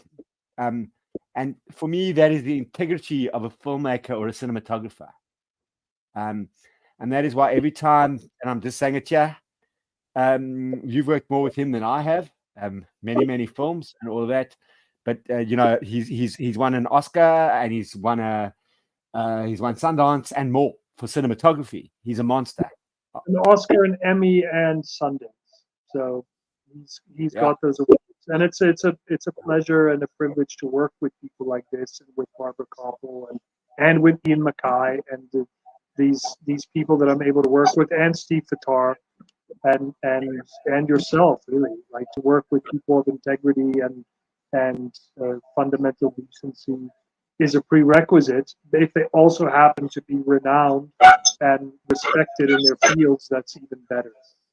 I wanted to comment on Nick's comments about. Let's go to Nick first, because I mean, Nick, and you. I mean, you probably know some of the same people. That's what I'm saying. So one day we're gonna connect on a stream. I mean, I've been with Nick, so let's go to Nick, and then 4D as well after that. I can tell you one story that actually the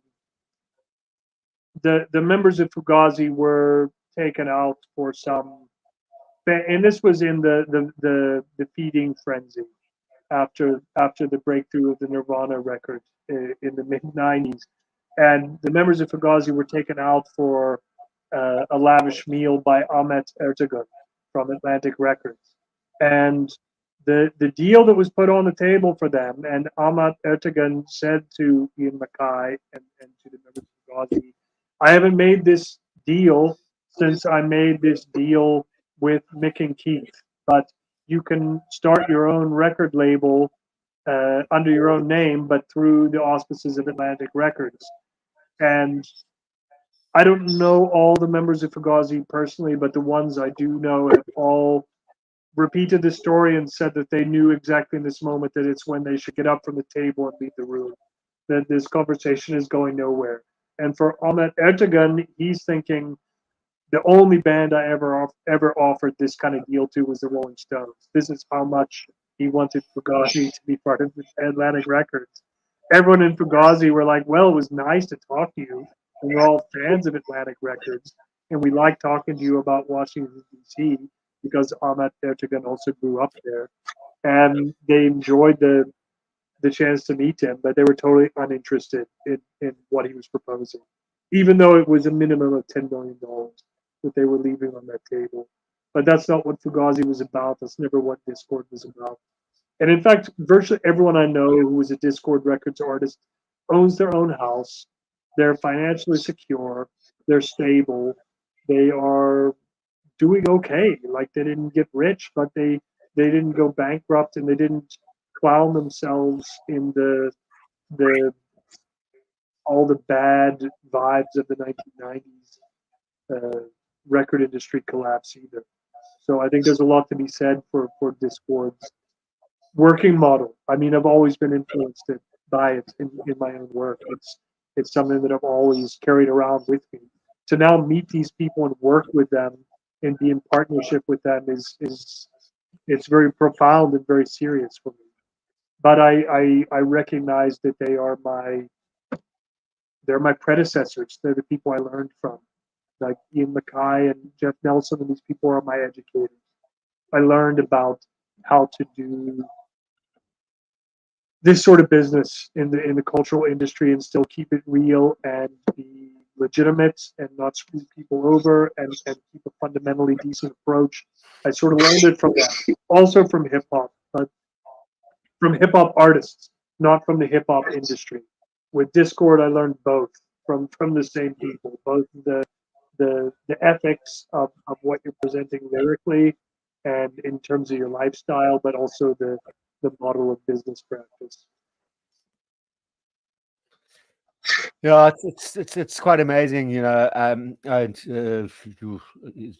looking at these messages, just thinking, I mean, that like I just sort of hit later Fugazi, when I lived in DC, and kind of just realized, and like it was still like, well, this is a band that's got this ethic, and it's like $5 a show, etc. And I think I caught him at 1 or 2 shows, but it was kind of a game changer. And I had not, Fugazi were like not mainstream. My introduction to sort of the hardcore side of the 80s, at least. I'd heard Stooges and all that stuff, but the 80s of rock music, no, of sort of that more harder music was Husker Du, Bob Mould, and I'm a big fan.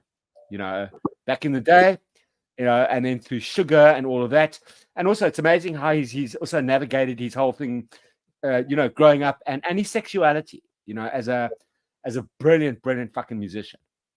And then that got me deeper in diving back into all of that.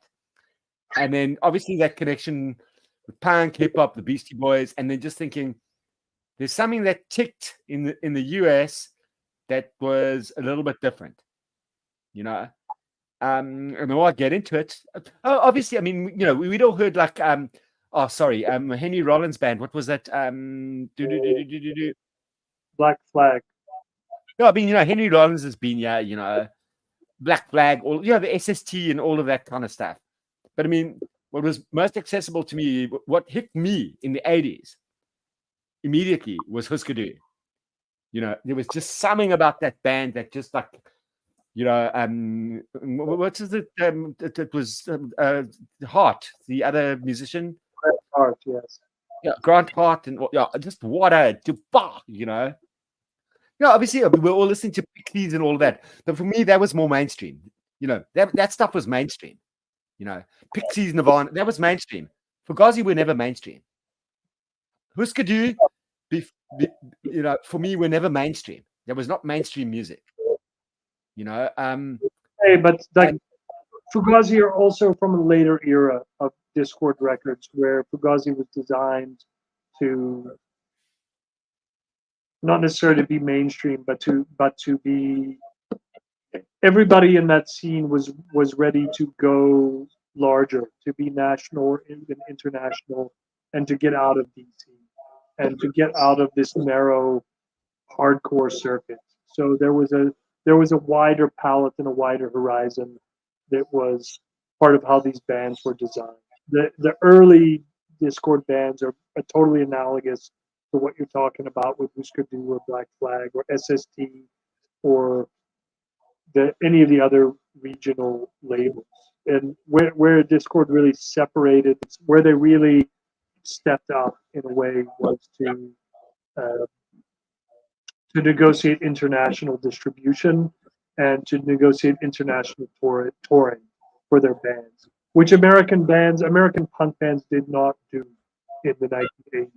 They went to the UK sometimes, occasionally even did heel sessions, but outside of the UK and Ireland, American bands did not tour, and it was very difficult to tour even in Western Europe at that time.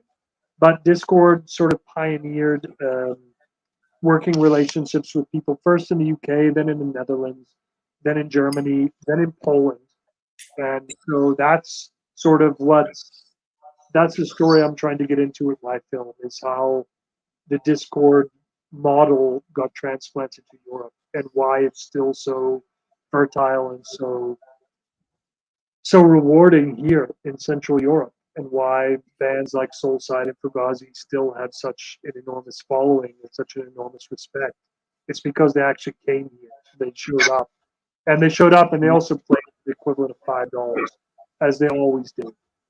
The reason for the $5, as Ian Mackay told me, the reason for the $5 as the arbitrary cutoff point, it wasn't necessarily just $5 or £5 or whatever. It was supposed to be the price of a movie ticket, which is now like $15 in the United States. But the idea was, if you will pay this to go see a Spider-Man film or a Top Gun film or some trashy film in a multiplex, if you'll pay that, then you can also pay the same amount to see a very experimental rock band that will challenge you. And if you don't like it, you only spent $5. And if you don't like the Spider-Man film, also you're going to walk out of it and say, well, I only spent $5. So the thing was always priced in accordance with what a cinema ticket costs, which I think is an incredible business model, to say like that. The band's going to go on tour and play for the price of a movie ticket everywhere. I'm going to interject, and I'm going to just get on to the next comment, because I mean, Sorry, and it's my ADHD. I'm gonna forget things. What if I but when I was teaching film school, and as you know, I mean, I headed a television school for 3 years. We always had the McDonald's index, but I also had I teach film festivals and propaganda and all of that, but I always had a movie ticket index. I'd say like, okay, so what does it cost to go to the movies in South Africa, in LA, in Paris, in London, etc. There's indices because it's all based on that. And I love what you said. So I'm just going to throw that at you and say that's such a brilliant thing. And then I'm going to, Keith has just Nick has just said, glad the guys in Fugazi didn't go for it. Their shows were $5 for the longest time, which says a lot about integrity. And for me, that's it. It's the integrity. And then the last, and I'm just going to go on to Nick's comments again, because I mean, oh God, Nick's a person who's also brought me from hell and back. Read this one, Keith. I've read it. Yeah, Yeah. I would love to have something said back from Bob Mole there. I don't know. Oscar, they just did something different. I like them. And then also, actually, I want to get comment from you because you and I shared some stuff. Earlier this week around certain things. I want to know what your thoughts are on the passing of Steve Albini and where he stands and all of that. In terms of how you see him. Well, I mean, I didn't know Steve Albini. I never had a personal connection with him, but I work on a long-term record digitizing project with one of my neighbors and friends, Franz Sinovitz, here in Prague, who did know Steve Albini sort of growing up or knew him as university students when they were both 20 years old doing an internship together. And the work that Ron has done here in Prague with Golden Hive Studios, which is this famous sort of vintage equipment, multi-purpose recording studio, where famously the band Killing Joke were based for the last 2 decades, I suppose. But Golden Hive Studios here in Prague is a direct outgrowth of stuff that Ron says he learned from conversation, or that he internalized from conversations with Steve Albini, back in the early 80s when they were young together. I don't have that kind of connection to him. I obviously love the sound of Surfer Rosa, and I love the sound of In Utero, and they're crucial records for me, and I love his production on them. Also, since we're talking so much about Ian MacKaye and Fugazi, when Fugazi recorded their album with Steve Albini, they didn't like it. They didn't like the sound, so they scrapped the whole thing, and they went back and re-recorded the whole album with Dan Zintara at Inner Ear, as they had done in the past. So that particular recording was shelved. Ian still has it in the Discord house, as he has all of his endless number of unreleased recordings. But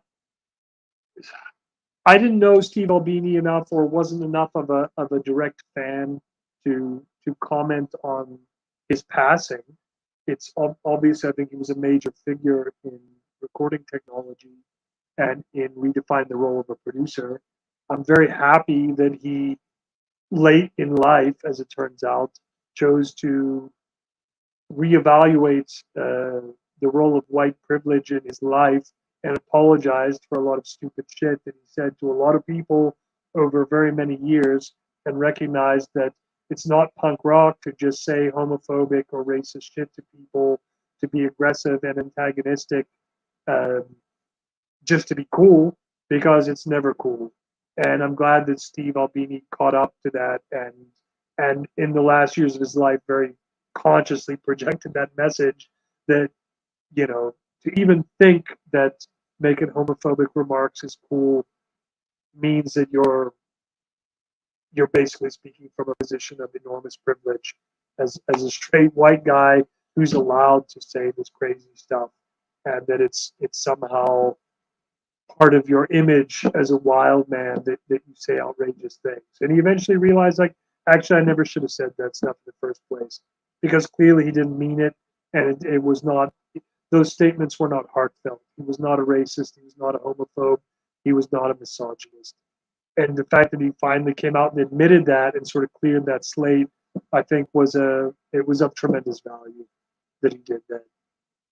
So if I don't mean to make that his epitaph, but for me, it's kind of it's one of the most outstanding things he did in the last 5 years. Just the fact that he was able to go so public and admit that, I think it was really important. I think it was really overdue and necessary, and I'm glad he did it. That's amazing. We're gonna have to go through a lot of comments here, whatever. But there's two other just before, and then I'm gonna push some comments and we're gonna give some answers. But for me also, there's a couple of things that stand out, which is Elvis Costello as a youngster and that early racist comment that he made, and how he had to sort of backtrack and create a career for himself later, whatever. And then also a lot of people don't understand how Birds toured South Africa, and when they toured South Africa, what is it, late 60s, early 70s, but it was like, and Graham Parsons put his foot down and said, I'm not setting foot on that soil, Yes. It's these kinds of things. But I'm going to just punch a couple of the comments going back, because, there's a lot.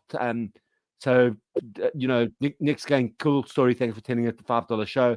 40s talking, I don't know if we responded to this one. I'm just going to see if I'm going to make you big and just see if you've responded to that. So Jeff Dyer sentence, wonderful use of words for AD, good series. And Nick is Pixies mad, as am I love that band. Russell S goes, sorry, I'm just going to show that quickly. This series is Minnesota hardcore. Yeah, we're hitting onto some interesting things. 4D, I'm not sure what he's saying there, but his body. He was. Oh, Jeff Dyers. That's from But Beautiful. Okay, so sorry. I'm just trying to control a show. And then next one is. No, that's going. Is that all the comments? Yeah.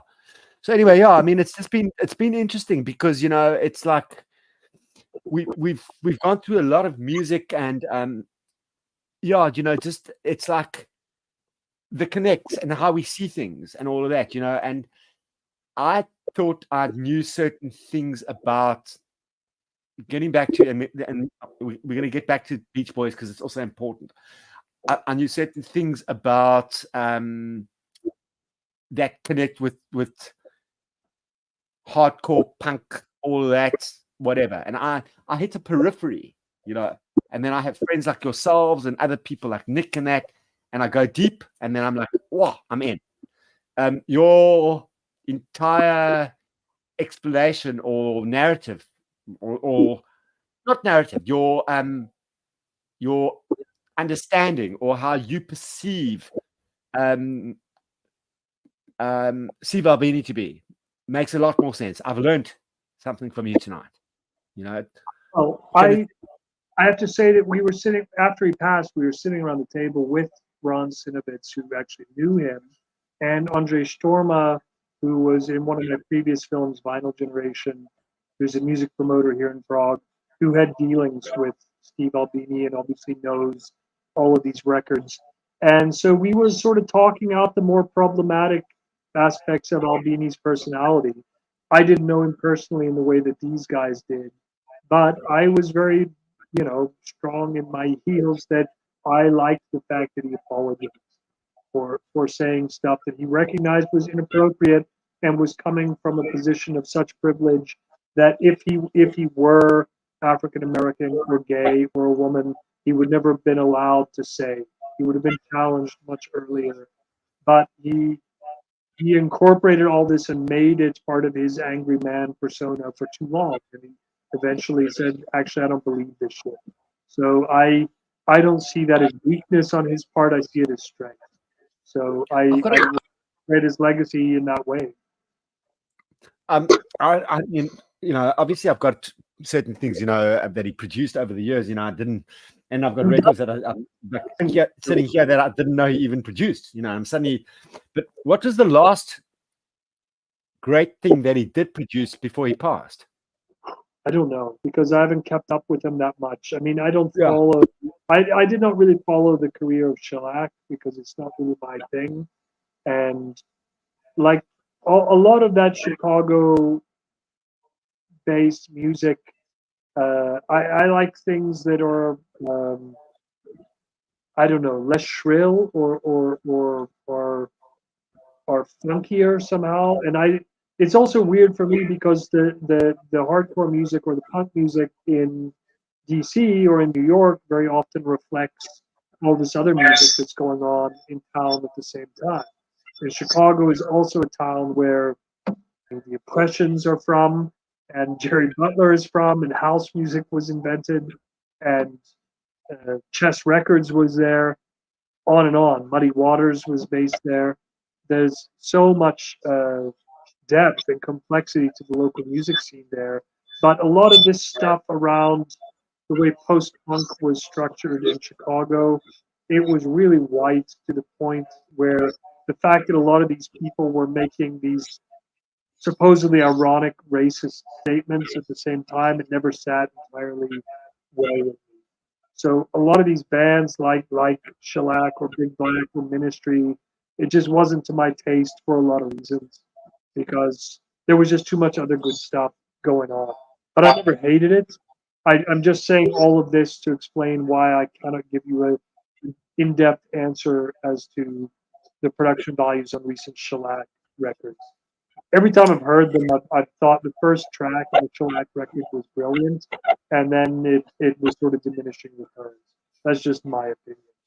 But I think you're right. I mean, and this is going to be a hard one to say, but I think at the risk of, and this is like publicly on YouTube, and I'm not going to cut the stream, is that I think that he's revered as a kind of starter, but didn't kind of end off, with a body of work like others, So like Albini will be there, but he's not going to be like various others and whatever. And may he rest in peace. He did some great shit or whatever. And some people are like trying to dig up like a fantastic kind of thing to kind of he must go well, and all of that. But, and I've got some great records and whatever, but it's not like he stood out like other people that I pull out a record and I'm like, wow, it's there. That person's there, that person's there. He was always just kind of in and out, in and out, in and out. And that's it. I've got some great records. Love what he did. But it's not going to, I think it's going to be just like, it was a person who kind of was in and out of some great LPs, but the body of work for me is never going to be like, oh my God, it's got to be up there because I think there are other people that actually kept at it, more so in terms of their bodies of output and whatever. And I think that's where I see it, and if you disagree, I'm just trying to put this to like, how am I going to, like after tonight, I want to stop talking about Steve Albini. Fair enough. I'm not obsessed with talking about him, but I don't want to speak ill of him now that he's gone either. And as I kept saying, he did a wonderful thing by apologizing for some of his past actions years before he passed. It wasn't like a deathbed confession. That was a long interview he gave to The Guardian during the pandemic, where he opened up about that stuff. To come back to 4D Man for a minute, I just wanted to say that in Jeff Dyer's book, Not Beautiful, which we keep coming back to as I respond to these comments, because it's also a book that I enjoy very much and have been influenced by and keep in mind. So I know immediately the passages you're talking about in the comments. A lot of the descriptions that he's dealing with in the book, that he's engaging with, they're not entirely imagined. They're in many cases taken from existing documentary films. And the Mingus scenes that you're mentioning, that you can't remember the exact passages, are actual scenes from the Mingus documentary from 1967, which is mostly about Mingus being evicted from his property in New York. And he and his wife Sue he was very young at that point. she's still with us and still organizes and runs the Mingus Big Band in New York. But she's a young woman in those scenes, and they're being evicted from their loft, and a lot of Mingus's compositions and sheet music is getting lost in the process. But those scenes that you're mentioning are actually they're actual real events that are captured in that film. Also, in the Jeff Dyer book, there are scenes from the life of Art Pepper, the alto saxophonist from California, that are also directly inspired by or lifted from a very nice documentary that was made about him in the early 80s. So a lot of that book is also somehow dealing with a point of reference back to music documentaries. I've seen all those jazz documentaries because I used to run a festival of music documentaries here in Prague for many years. It was called Wolfam, Music on Film, Film and Music. And as part of my work for that festival, that was my job. I watched jazz documentaries all the time. So I've seen all those documentaries, and when I read But Beautiful, I recognized a lot of the scenes and where they came from. And I think there's a footnote page at the end of the book where he actually cites all of them as well. Also, Chet Baker. The scenes, some of the Chet Baker scenes in that book are also taken from the Bruce Weber documentary. So and all of those documentaries are excellent, by the way. And of course, so is the book, and of course, so are all of those musicians. Complicated as they might be personally, their recorded legacy and any film material of them performing is absolutely worth seeking out and looking at. No, it's just amazing. I mean, Keith, you're also just such a knowledge of, when you put all that body of music documentary together, and here we are today talking. We spoke in politics 4 days before an election here, and on the release of a seminal documentary about a band where you and I both engaged with members of that band, right? Certainly. No, it's amazing stuff. We're living in historic times.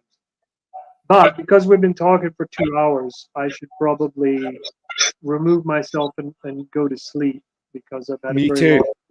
Before Absolutely. we do, I just want to show you my absolute favorite thing in terms of new DC music that I'm listening to, which if anyone doesn't know this yet, go and check it out.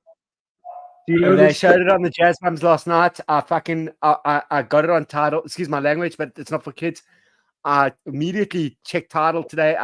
I went on it. I know all about it, and I know it involves Fugazi members. And it was Mark on the Jazz Bums last night who showed it. Mark or Chris or somebody, and I was like, boom, and there was that connect, and that's such a great way to end the show because someone showed that last night, and I was like, and I knew ahead of the time that you would have it. Well, for me, it's my record of the year so far, but not just because it's a DC record, but if somebody had told me 30 years ago that the rhythm section for Fugazi are going to make a free jazz record, I would have thought like, wow, that's a great thing. That's exactly what I look forward to hearing in 30 years. And it sounds exactly like I would have imagined it would sound. It really does sound like Fugazi doing a free jazz record on Impulse Records. So that's not Discord, that's on Impulse. They're the first band ever to make the jump from Discord to Impulse. And it's a great record. It's wonderful. We're going to end the stream now. Keith, you're going to stay backstage just for a second because I just want to close up some stuff with you. But listen, I really want to thank everyone else. I have no words, Keith, for your knowledge and for who you are. You're also you're a monster of knowledge. My last words are that I always question, and I sometimes say to myself that, every time I listen to Iggy doing LA Blues, that there's some Sun Ra or Albert Ayler or whatever in there. And I'm going to leave it at that. You and I know why I think like that. Heads up to everybody. Nick Pantazzi, we're going to organize a stream with you at some stage. Keith, you stay backstage, and I'm going to end the stream now, but Keith, I'm going to stay backstage with you. Sure, of Okay. course. See you next time. Cheers, everyone. everyone. Thank you so much for the support. It was an impromptu. I just decided to go live. Love you all. Scotty, 40, whoever's been here. Brothers, sisters, be who you are. I'm ending the stream now, and Keith, just hang in there.